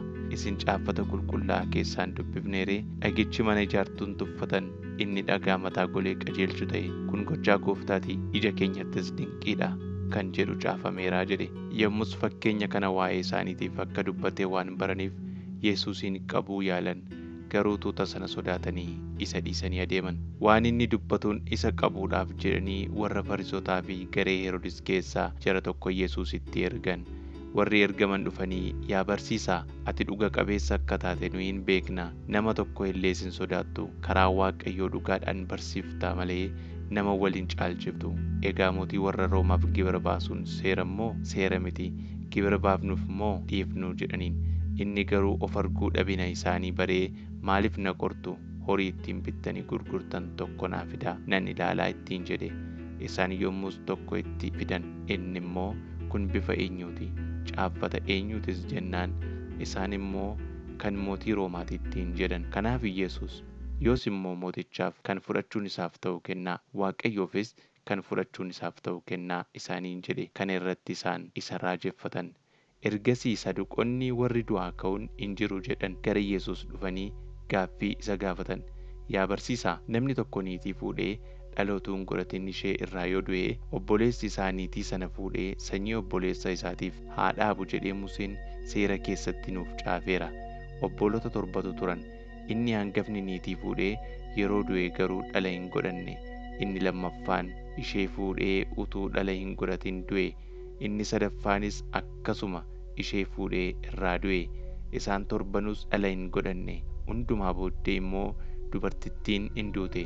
Isaan torbanuu niitummaatti ishee fuudhaniiruutii guyyaa warri du'an ka'anitti isaan keessaa isa kamiif haadha manaa ta'uuf jirti ree jedhan.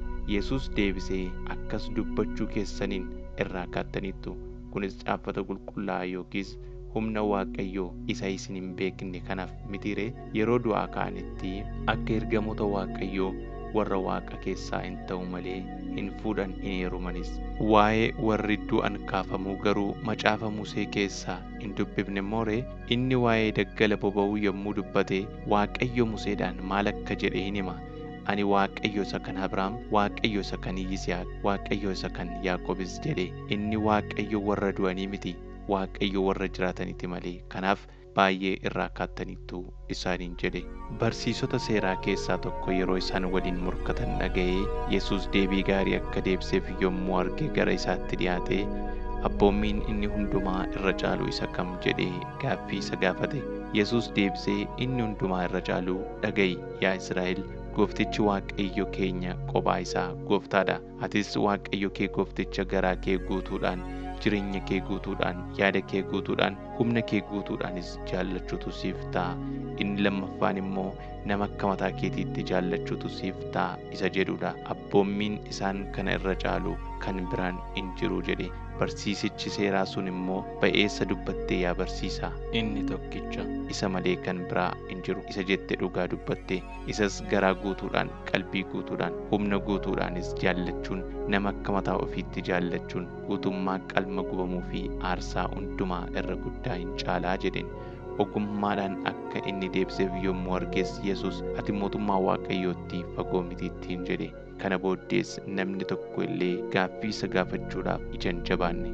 Mana qulqullummaa keessattis utuu barsiisuu Yesuus attamitti barsiisonni seeraa Masiihiin ilma Daawit jechuu danda'u? Daawit ofii isaatii immoo hafuura qulqulluudhaan geggeeffamee, Gooftichi Gooftaa kootiin, diinota kee miillan kee jalaa amma ani siif kaa'utti gara mirga koo taa'i jedheeraa jedhe. Egaa Daawit ofii isaatii Gooftaa koo jedhee erga isa waamee attamitti immoo ilma isaa taaree jedhe. Yommus tuuti sonaan baay'een gammachuudhaan isa hin dhaggeeffatu turan. Barsiisa isaa keessatti immoo Yesuus barsiisota seeraa warra wayyaa dhedheeraa uffatanii lafaan haraa naanna'an, gabaa keessattis namoonni gugguufanii akka nagaa isaan gaafatan jaallatan, akkasumas mana sagadaa keessatti taa'umsa olaanu, lafa cidhaattis iddoo ulfinaa warra fo'atan irraa of eeggadhaa. Isaan kun warra fucha eeggatanii bultoo haadha hiyyeessaa duraa fixanii fakkeessuudhaaf immoo kadhata isaanii dheeressanidha. Egaa isaan kanatti yakka caalutu itti muramaa jedhe. Al tokko Yesuus fuullee qodaa buusii taa'ee yeroo namoonni horii qodaa buusii sana keessa buusan in ilaala ture. Namoonni warri badhaadhonni baay'een horii baay'ee keessa buusan. Haati hiyyeessaa tokkos dhuftee horii sibiila diddiimtuu kan akka saantima lamaa qoricha keessa buufte. Yommus inni bartoota isaa ofitti waamee, dhuguman isinitti hima, haati hiyyeessaa kun warra qodaa buusii sana keessa horii buusan hundumaa caalaa buufteetti. Isaan kun hundinuu bultoo isaanii irraa hafee kan kaa'atan keessaa qodaa buusii keessa buusan. Isheen kun garuu danuu iyyuma ishee keessaa bultoo isheetiif waan qabdu hundumaa qodicha keessa buuftee jedhe. Wangeela Maarqos boqonnaa 13. Akkuma Yesuus mana qulqullummaa keessaa ba'een bartoota isaa keessaa inni tokko, barsiisaa, mee dhagaa gurguddaa kana, ijaarsa babbeessa kanas ilaalii ittiin jedhe. Yesuus deebisee, ijaarsa gurguddaa kana ilaaltaa? Iddoo kanatti dhagaan hin diigama malee tokkollee wal irratti hin hafu jedheen. Yesuus waa'ee rakkinaa fi ari'atamuu dhufuuf jiru dubbachuu isaa. Yesuus gaara ejersaa gubbaa gara mana qulqullummaatti garagalee utuu taa'uu, Phexros, Yaaqoob, Yohannisii fi Indiriiyaas kophaatti isa gaafatan. Nutti himi, kun yoom ta'a? Wanti kun hundinuu yommuu raawwatamuuf jedhu immoo mallattoon isaa maal jedhan? Yesuus immoo, homtinuu akka isin hin wallaalchifnetti akeekkadhaa.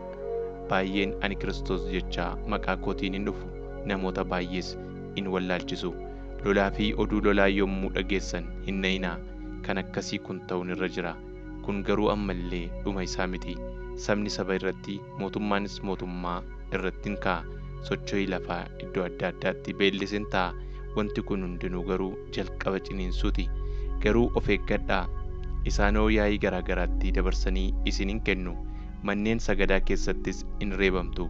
Anaaf jettanii fuula abbootaa biyyaa, fuula moototaa duras in dhaabbattu. Kunis dhugaa isaanitti hin ba'a.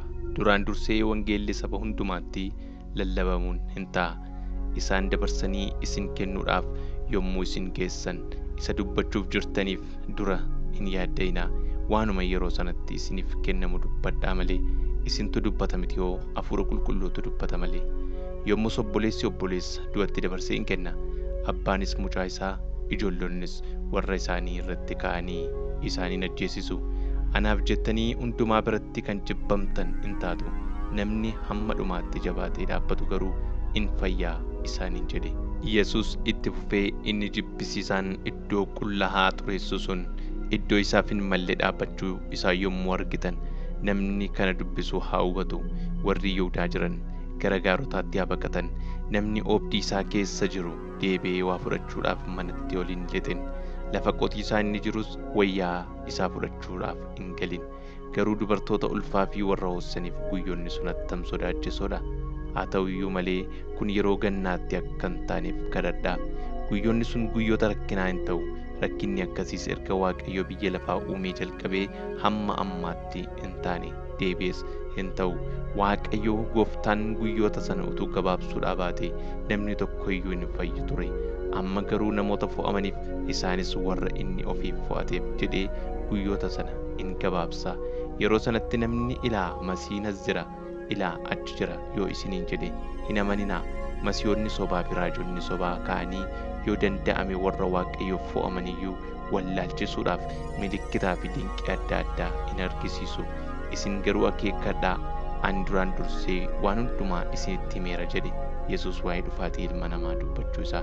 Yesus itti dabalee guyyootuma sanatti rakkina kana booddee immoo biiftuun hin dukkanoofti, jiinis ifa ishee hin laattu. Urjoonni Waaqaa irraa hin harca'u, humnoonni bantii Waaqaa keessaas in raafamu. Yommus Ilmi Namaa humna guddaadhaan, ulfinaanis duumessotaan utuu dhufuu in argu. Inni immoo ergamoota Waaqa irraa ergee warra Waaqayyoof fo'aman qixaarfanii andaara lafaatii, andaara bantii Waaqaatis walittiin qabaa jedhe. Yesus amma immoo muka harbuu fakkeenya godhadhaatii irraa baraa. Dameen isaa qoqqoqee baala yommuu biqilchu bonni akka dhiyaate hin hubattu. Akkasuma isinis immoo kun hundinuu ta'uu isaa yommuu argitan akka inni balbalatti dhiyaate beekaa. Dhuguman isinitti himaa, wanti kun hundinuu amma raawwatamutti dhaloonni si'anaa kun hin darbu. Waaqniif lafti darbuuf jiru, dubbiin koo garuu gonkumaa hin darbuu jedhe. Yesus itti fufee guyyicha sana yookiis yericha sana garuu abbaa koo duwwaatu beeka malee ergamoonni Waaqarraa, Ilmis, namni tokko illees kana hin beekan. Akeekkadhaa, dammaqaas. Yerichi sun yoom akka ga'u hin beektan. Kun akka nama mana isaa dhiisee biyya fagoo dhaquudhaaf ka'eeti. Inni hojjettoota isaatiif haboo kennee tokkoon tokkoon isaaniitiif hojii isaanii kenne. Karra eegduudhaan immoo hin dagatin, dammaqi jedhee abboome. Egaa dammaqaa, abbaan manaa yoom akka dhufu, galgala dhufaa fi halkan walakkaa dhufaa, iyyandaanqoo dhufaa fi ganama dhufaa hin beektan. Yeroo isin quba hin qabaatinitti yoo dhufe utuu isin rafaa jirtanii akka isin hin argannetti kanan isiniin jedhus nama hundumaan nan jedha, dammaqaa isaaniin jedhe. Wangeela Maarqos boqonnaa 14. Maree Yesus irratti mari'atame. Ayyaanni Faasikaa fi ayyaanni Maxinoo guyyaa lamatti galee ture. Luboonni warri hangafoonnii fi barsiisonni seeraa karaa ittiin Yesuusin haxxummaadhaan qabsiisanii ajjeesan hin barbaadu turan. Isaan namoota gidduutti raafamni akka hin kaaneef kana gochuun yeroo ayyaanaatti hin ta'u jedhu turan. Yesus Bitaaniyaatti urgooftuu dibamuu isaa. Yesus immoo Bitaaniyaa mana Simoon isa lamxaa'ee ture keessa nyaataaf taa'ee utuu jiruu dubartiin tokko urgooftuu dibataa makaa hin qabne baay'ee gati jabeessas hidda biqiltuu naardos jedhamu irraa kan hojjetame shurrubbeetti qabattee dhufte. Isheen shurrubbee sana cabsitee urgooftuu sana mataa Yesus irratti naqite. Jarreen tokko garuu jibbanii urgooftuun kun maaliif bade? Urgooftuun kun akka meetii 300 caalaatti gurguramee warra hiyyeessotaaf kennamuu hin danda'a ture waliin jedhan. Isheettis hin dheekkaman. Yesus garuu ishee dhiisaa, maaliif rakkiftu? Isheen waan gaarii anaaf goote, warra hiyyeessota yeroo hundumaa of biratti argattu. Yeroodhuma feetanittis gaarii gochuuf hin dandeessu. Ana garuu yeroo hundumaa of biratti hin argattan. Isheen waan dandeesse hojjetteetti, dhagna koos duraan dursitee awwaalaaf dibdeetti. Ani dhuguman isiniin jedha, biyya lafaa guutummaatti iddoodhuma wangeelli itti lallabametti wanti isheen goote immoo seenaa isheetiif hin dubbatama jedhe. Yommus Yihuudaan namni biyya Keeriyoot bartoota 12 keessaa tokko inni ture, Yesuusin dabarsee itti kennuudhaaf gara luboota warra hangafootaa dhaqe. Isaan kana yommuu dhaga'an gammadanii horii kennuufii abdachiisan. Kanaaf Yihuudaan dabarsee isa kennuudhaaf fucha hin barbaada ture. Jalqaba ayyaana maxinootti namoonni hoolaa Faasikaa erga qalanii booddee bartoonni isaa hoolaa Faasikaa akka nyaattuuf eessa dhaqnee akka qopheessinu barbaadda jedhanii Yesuusin gaafatan. Yommus inni bartoota isaa keessaa 2 ergee, mandarichatti lixaa, namni okkotee bishaanii baatu tokkos isinittiin dhufa, isa duukaa dhaqaa. Manuma namichi itti galuttis abbaa manaatiin, manni keessummaa kan ani bartoota koo wajjin keessatti irbaata Faasikaa nyaadhu eessa siin jedha barsiisaan ittiin jedhaa. Namichi yommus mana irraa keessaa kutaa bal'aa mi'a manaatiin guutee afame tokko isinittiin argisiisa, achitti nuuf qopheessaa jedhe. Bartoonni sun ka'anii gara mandaraa dhaqan. Akkuma inni isaanitti himettis argatanii achitti irbaata Faasikaa qopheessan. Yommuu galgalaa'ee Yesuus bartoota isaa 12 wajjin in dhufe. Maaddiitti taa'anii nyaachaa utuu jiraniis Yesuus, dhuguman isiniin jedha, isin keessaa inni anaa wajjin nyaachuutti jiru tokko dabarsee na kennuuf jira jedhe. Isaan yommus gaddanii wal harkaa fuudhaniis, anaan jechuu kee mitiiree ittiin jechuu jalqaban. Inni immoo warra 12 keessaa tokko isa anaa wajjin qodaa ittootti cuubatudha. Ilmi namaa illee akkuma waa'ee isaaf caafametti du'uuf in naqa. Garuu namicha ilmi namaa harka isaatiin dabarfamee kennamu sanaaf wayyoo, namichi sun utuu hin dhalanne ta'e in wayyaaf ture isaaniin jedhe. Utuu nyaachaa jiranii Yesuus buddeena fuudhee eebbisee cabsees bartoota isaatiif kennee, fudhadhaa kun dhagna kootii jedhe. Xoofoos fudhatee Waaqayyoof galata galchee isaaniif kenne. Isaanis hundumtuu xooficha keessaa hin dhugan.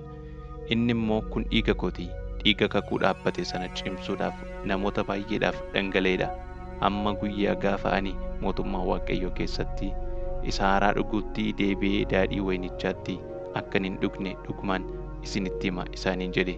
Faarfannaa galataa erga faarfatanii booddee gara gaara ejersaatti ol ba'an. Phexros ganuuf akka jiru Yesuus duraan dursee dubbachuu isaa. Yommus Yesuus, hundumti keessan na dhiiftanii baqachuuf jirtu, ani tiksee rukutee lafaan nan dha'a, hoolonnis hin bittinfamu jedhamee caafameera. Ergan du'aa kaafamee booddee garuu isin dura Galiilaa nan dhaqa isaaniin jedhe. Phexros yommus, isaan hundinuu si dhiisanii yoo baqatan iyyuu ani si dhiisee hin baqadhu ittiin jedhe. Yesuus immoo, dhuguman siin jedha, halkanuma kana indaanqoon si'a 2 utuu hin iyyin ati si'a 3 na ganta ittiin jedhe. Inni garuu ittuma cimsee, si wajjin du'uun yoo ana irraa barbaadame illee matumaa si hin ganu jedhee. Isaan hundumtuus akkasuma jedhan. Gara iddoo dhaabaa Getsemanee jedhamu tokkoo dhaqanii Yesuus bartoota isaatiin, hamma ani kadhadhee raawwadhutti as ta'aa jedhe. Phexrosiin, Yaaqoobiin, Yohannisiinis ofii wajjin fudhatee raafamee yaadaan dhiphachuutti ka'e. Isaaniin immoo, lubbuun koo amma du'aatti baay'ee gaddite, isin as turaa dammaqaas jedhe. Xinnoo sirraa hiiqee adda isaatiin gombifamee, yoo danda'ame yeroottiin kun akka isa irra darbituuf kadhatee, yaa abbaa koo, wanti hundumtuu siif hin danda'ama, xoofoo dhiphinaa kana ana irraa fuudhi, garuu wanta ati jaallatte haa ta'u malee waan ani jaalladhu miti jedhe. Dhufees rafanii isaan argee Phexrosiin, Simoon, in raftaa? Sa'aatii tokkittiif illee dammaquu hin dandeenye? Qoramatti akka hin galleef dammaqaa, kadhadhaa, hafuurri illee dhimmaadha, foon garuu dadhabaadha jedhe. Ammas achi siqee kadhatuma isa duraas kadhate. Deebi'ee dhufees utuu isaan rafanii arge. Iji isaanii baay'ee itti ulfaate ture. Maal akka isaaf deebisanis hin beekne. Si'a sadaffaatti dhufee, amma iyyuu raftanii boqochuutti jirtuu? In ga'a, yerichi ga'eera. Kunoo ilmi namaa harka cubbamootaatti kennamuu isaati. Ka'aa itti adeemnaa. Kunoo inni dabarsee na kennu dur dhiyaate isaaniin jedhe. Yesuus qabamuu isaa. Utuma Yesuus kana dubbachaa jiruu kunoo Yihuudaan warra 12 keessaa tokko isaan bira ga'e. Isaa wajjinis luboota warra hangafootaa, barsiisota seeraa fi maanguddoota biraa warri ergaman billaadhaa fi bokkuu qabatanii dhufan. Inni dabarsee Yesuusin kennuuf ture sun milikkitaaf inni ani dhungadhu isa qabaatii eeggachaa fuudhaa sokkaa jaraan jedhee ture. Yihuudaan akkuma achi ga'een gara Yesuusitti darbee barsiisaa ko jedhee isa dhudhungate. Jarri yommus hiixatanii Yesuusin qaban. Warra bukkee dhaabbatan keessaa immoo tokko billaa isaa luqqifatee garbicha hangafa lubootaa rukutee gurra isaa irraa kute. Yesuus immoo akka warra saamtuu qabuudhaaf ba'anitti ana qabuudhaaf billaadhaa fi bokkuudhaan dhiyaatanii guyyaa dhufaa darbaa isinii wajjin wal argaa mana qulqullummaa keessattis barsiisaan ture. Isin yommus ana hin qabne, amma garuu wanti caaffanni qulqullaa'oon jedhan raawwatamuun in ta'a jedhe. Yeroo sanatti dargaggeessi tokko wayyaa quncee talbaa tokko duwwaa dhagna isaatti olfatee Yesuus duukaa dhaqe. Jarris isa qabatan. Inni immoo wayyaa sana harkatti dhiisee qullaa isaa fiigee harkaa ba'e. Yesuusin gara hangafa lubootaatti geessan. Luboonni warri hangafoonni hundinuu, maanguddoonni, barsiisonni seeraas achitti walitti qabamanii turan. Phexros amma oobdii mana hangafa lubootaatti irraa fagaatee Yesuus duukaa deeme. Achitti eegdotaa wajjin taa'ee ibidda in qaqaammata ture. Luboonni warri hangafoonni guutummaan yaa'ii warra Yihuudootaas Yesuusin ajjeesuudhaaf namoota isa irratti dhugaa ba'aniif in barbaadu turan. Garuu tokko illee hin arganne. Namoonni baay'een sobaan yoo isa irratti dhugaa ba'an iyyuu dubbiin isaanii waliin fudhanne. Kaan immoo ka'anii sobaan isa irratti dhugaa ba'anii mana qulqullummaa isa harkaan hojjetame kana jigsee guyyaa 3tti kan biraa kan harkaan hin hojjetamin nan dhaaba jechuu isaa dhageenyeerra jedhan.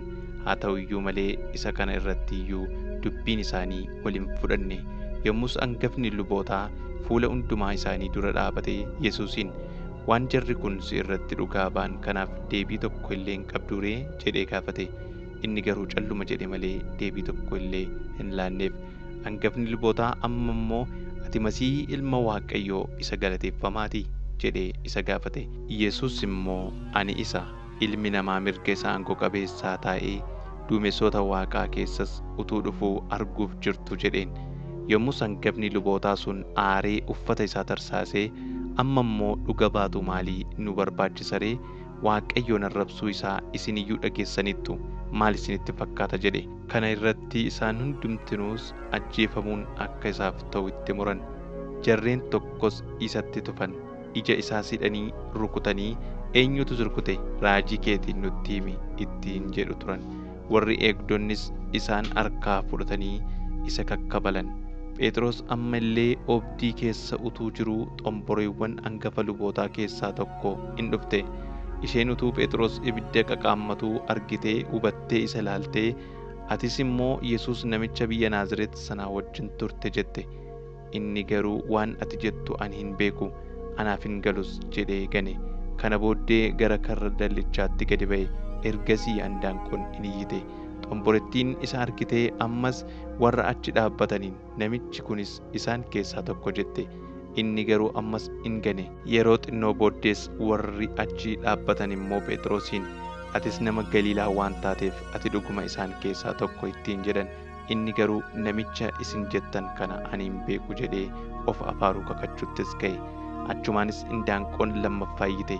Phexros yommus isa Yesuus, indaanqoon si'a 2 utuu hin iyyin ati si'a 3 na ganta ittiin jedhee ture yaadatee boo'icha in futtaafate. Wangeela Maarqos boqonnaa 15. Yesuus Philaaxoos duratti dhi'eeffamuu isaa. Akkuma lafti bari'een luboonni warri hangafoonni, maanguddoonni fi barsiisonni seeraa guutummaan yaa'ii warra Yihuudootaa hundinuus Yesuus irratti mari'atan. Kana booddee isa hidhanii geessanii Philaaxoositti dabarsanii kennan. Philaaxoos sii mootiin Yihuudootaa jedhee isa gaafate. Inni immoo situ akkas jedhee deebiseef. Luboonni warri hangafoonni waan baay'eedhaan isa hadheessan. Philaaxoos ammas, kunoo waan baay'eedhaan si hadheessu waan deebiftu hin qabdu ree jedhee Yesuusin gaafate. Yesuus garuu ergasii deebii tokko illee hin deebifneef. Kun immoo Philaaxoosin in dinqifachiise. Phiilaaxoos ayyaana Faasikaatti warra hidhaman keessaa nama isaan nuuf gadhiisi jedhan tokko in gadhiisaaf ture. Warra goolii kaasanii nama ajjeesanii hidhaman keessaa immoo tokko Barabbaa kan jedhamu ture. Yommus namoonni gara mana mootummaatti ol ba'anii waan dur gochaafii ture akka isaaniif raawwatuuf Phiilaaxoosin kadhachuutti ka'an. Phiilaaxoos immoo deebisee, mootii Yihuudootaa akkan gad isiniif dhiisu barbaaddu isaaniin jedhe. Innoo luboonni warri hangafoonni inaaffaadhaaf dabarsanii akka isa kennan hubatee ture. Luboonni warri hangafoonni garuu isa amannaa Barabbaa kennuuf dhiisi akka jedhaniif namoota itti tuqan. Ammas Phiilaaxoos, egaa namicha isa isin mootii Yihuudootaa jettanii waamtanoo maal godhure jedhee isaaniif deebise. Isaanis isa fannisi jedhanii iyyan. Phiilaaxoos immoo maaliif maal balleessi isaaniin jedhe. Isaan garuu isa fannisi jedhanii ittuma caalchisanii iyyan. Phiilaaxoos yommus namoota gammachiisuu barbaadee Barabbaa gad isaaniif dhiise. Yesuusin immoo reebsisee akka inni fannifamuuf dabarsee kenne. Warri loltuu ergasii Yesuusin gara mana mootummaa sanatti ol galchanii kutata loltuu sana keessaa warra hafanis walitti waaman. Uffata dhiilgee Yesuusitti uffisanii gonfoo qoraattii hojjetanii mataa isaa irra kaa'an. Achumaanis attam ree yaa mootii Yihuudootaa jedhanii nagaa isa gaafachuutti ka'an. Uleedhaan mataa isaa rukutanii itti tufanii jilbeenfatanii sagadaniifis. Isaan erga itti geessanii booddee uffata dhiilgee sana irraa baasanii wayyaa isaa deebisanii itti uffisan. Kana booddee gad baasanii fannisuudhaaf isa geessan. Yesuus fannifamuu isaa. Namni biyya Qareenaa tokko maqaan isaa Simi'oon kan jedhamu abbaa Iskindiroosii fi Ruufoos lafa qotiisaa isaatii utuu galuu isaanitti dhufe. Isaan immoo fannoo Yesuus akka baatuuf isa giddisiisan. Yesuusinis gara iddoo Golgootaa jedhamutti geessan. Golgootaa jechuun iddoo lafee mataa jechuudha. Isaan yommus daadhii wayinii qumbiidhaan makamee Yesuusiif kenninaan inni fudhachuu dide. Yommus jarri isa in fannisan. Uffata isaa immoo iranii eenyu isa kam akka fudhatu baruudhaaf muka itti buufatan. Yeroo isa fannisanis bari'ee isaatii sadiitti ture. Yakka inni ittiin hadheeffame mul'isuudhaafis kun mooticha Yihuudootaati kan jedhu mataa isaa gararraatti caafamee ture. Isaa wajjin immoo saamtota lama, isa tokko mirga isaatti, isa kaanis bitaa isaatti fannisan. Yommus inni macaafni warra seera cabsituutti lakkaa'ame jedhu in raawwatame. Warri achiin darban immoo mataa isaanii raasanii, ati isa mana qulqullummaa jigsitee guyyaa sadiitti ijaarte, mee of oolchi, fannoo irraas gadi bu'i jedhanii in arrabsu turan. Luboonni warri hangafoonnii fi barsiisonni seeraas akkasuma wal harkaa fuudhanii isatti geessan. Inni namoota biraa oolcheera, ofii isaa immoo oolchuu hin danda'u. Masiihicha mooticha Israa'el erga ta'e akka nuyi arginee isatti amannuuf amma fannoo irraa gad haa bu'u jedhan. Warri isaa wajjin fannifamanis immoo isa hin ceepha'u turan. Sa'aatii 6 jalqabee hamma sa'aatii 9tti dukkanni lafa hundumaa irra ture. Sa'aatii 9ttis Yesuus sagalee guddaadhaan Elohii Elohii lama sabaqtaanii jedhee waammate. Kunis Waaqayyo koo maaliif na dhiifte jechuutti ni hiikama. Warra achi dhaabbatan keessaa kaan kana dhaga'anii kunoo Iliyaasin waammata jedhan. Yommus isaan keessaa tokko fiigee daadhii wayinii dhangagga'aa waan akka cumaa buqqee hadhaa'aa isa bishaan dhagnatti tuutu tokkotti guutee uleetti kaa'ee akka inni dhuguuf kenneefi Eliyaas fannoo irraa gad isa buusuudhaaf yoo dhufe mee in ilaalla jedhe. Yesuusis sagalee guddaa isaa dhageessisee hafuurri isaa keessaa yaa'e. Yeroo sanatti golgaan mana qulqullummaa olii hamma gadiitti iddoo lamatti tarsa'e. Hangafni dhibbaa inni gara Yesuusitti garagalee dhaabbatu akkasitti hafuurri isaa isa keessaa yaa'u isaa yommuu hubate, namni kun dhuguma ilma Waaqayyo ture. Dubartoonni alaala dhaabbatanii in ilaalan. Isaan keessaas Maariyaam ishee Magdallaa, Maariyaam haadha Yaaqoob isa quxisuu kan Yooses, Solomees turan. Isaan warra yommuu inni Galiilaa ture isa duukaa bu'anii isaaf hojjetan. Kan biraa dubartoonni baay'eenis immoo isaa wajjin Yerusaalemitti kan ol ba'an achitti argamaniiru. Borumtaas Sanbata waan ta'eef namoonni guyyaa sanatti hin qophaa'u turan. Yeroon isaa immoo gara galgalaa ture. Yaa'ii warra Yihuudootaa keessaa namichi ulfina qabeessi Yoosef jedhamu tokko ture.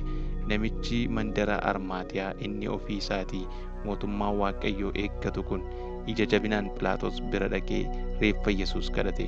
Phiilaaxoos immoo kanumaan dura du'e jedhee dinqifate. Yommus hangafa dhibbaa waamee erga du'e hammam akka ture gaafate. Akka isa hangafa dhibbaa irraa erga baree booddee reeffa isaa Yoosefiif kennisiise.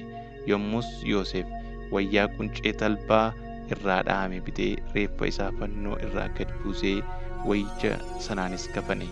Awwaala garaa dhagaa keessatti tolfame tokko keessa kaa'e. Balbala awwaalichaatti immoo dhagaa ganagalche.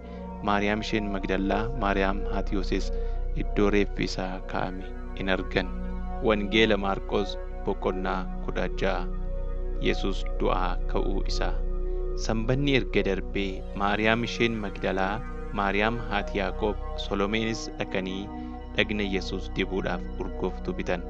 Jalqaba torbanii gaafa sanbata guddaa ganama barii ka'anii akkuma aduun baateen awwaalicha bira ga'an.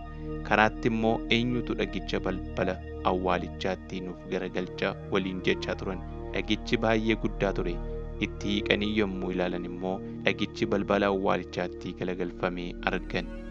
Awwaalichatti akkuma ol lixaniin dargaggeessa tokko uffata gadheeraa adii uffatee bukkee gara mirgaatiin taa'ee argan. Isaan yommus na'anii in dinqifatan. Inni immoo naatanii hin dinqifatinaa, isin Yesuus nama Naazreeti isa fannifamee ture barbaaddu, innoo ka'eera, asiin jiru ilaa, iddoo isaan isa ciibsanii turan iyyuu. Garuu dhaqaa bartoota isaatti Phexrosittis, inni isin dura Galiilaa in dhaqa, akkuma isinitti himes achitti isa hin argitu jedhaatii himaa isaaniin jedhe. Isaan roomanii of wallaalanii waan turaniif achi keessaa ba'anii awwaalicha biraa baqatan. Waan sodaataniifis nama tokkotti iyyuu waa hin himne. Yesuus jalqaba torbanii guyyaa sanbata guddaa ganama barii yommuu du'aa ka'e dura Maariyaam ishee Magdallaatti mul'ate. Maariyaam kun ishee inni hafuurota hamoota 7 keessaa baase turedha. Isheen gara warra isaa wajjin turanii gadduu fi bo'uutti jiranii dhaqxee kana isaanitti himte. Isaan garuu akka inni jiraataa ta'e, akka isheen isa argites yommuu ishee irraa dhaga'an kana hin amanne. Kana booddee jarreen lama diida utuu dhaqanii Yesuus bifa biraatiin isaanitti mul'ate. Jarreen kun deebi'anii warra kaanitti himan. Isaan garuu dubbii isaan kanaas hin amanne. Ergasii immoo Yesuus bartoota 11 warra maaddiitti taa'anitti mul'ate. Warri isa du'aa ka'e kana argan yommuu isaanitti himan waan bartoonni kun hin amaniniif amantii dhabina isaaniitii fi mata jabina isaaniitti dheekkame. Inni gara biyya lafaa hundumaa dhaqaa, uumama hundumaattis wangeela lallabaa. Namni amane, namni cuubames in fayyaa. Namni hin amanne garuu ittiin faradama. Warra anatti amanan birattis milikkitoonni kun in argamu. Warri anatti amanan kun maqaa kootiin hafuurota hamoota in baasu, afaanota haaraadhaanis in dubbatu. Bufa yoo qaban yookiis waan nama ajjeesu yoo dhugan isaan in miidhu. Harka isaanis warra dhukkubsatan irra in kaa'u, isaanis in fayyuu isaaniin jedhe. Yesuus Gooftaan isaanii wajjin erga dubbatee booddee gara Waaqa keessaatti ol fudhatamee mirga Waaqayyoo taa'e. Ergasii bartoonni dhaqanii iddoo halleetti lallaban. Gooftaan immoo isaanii wajjin hojjete.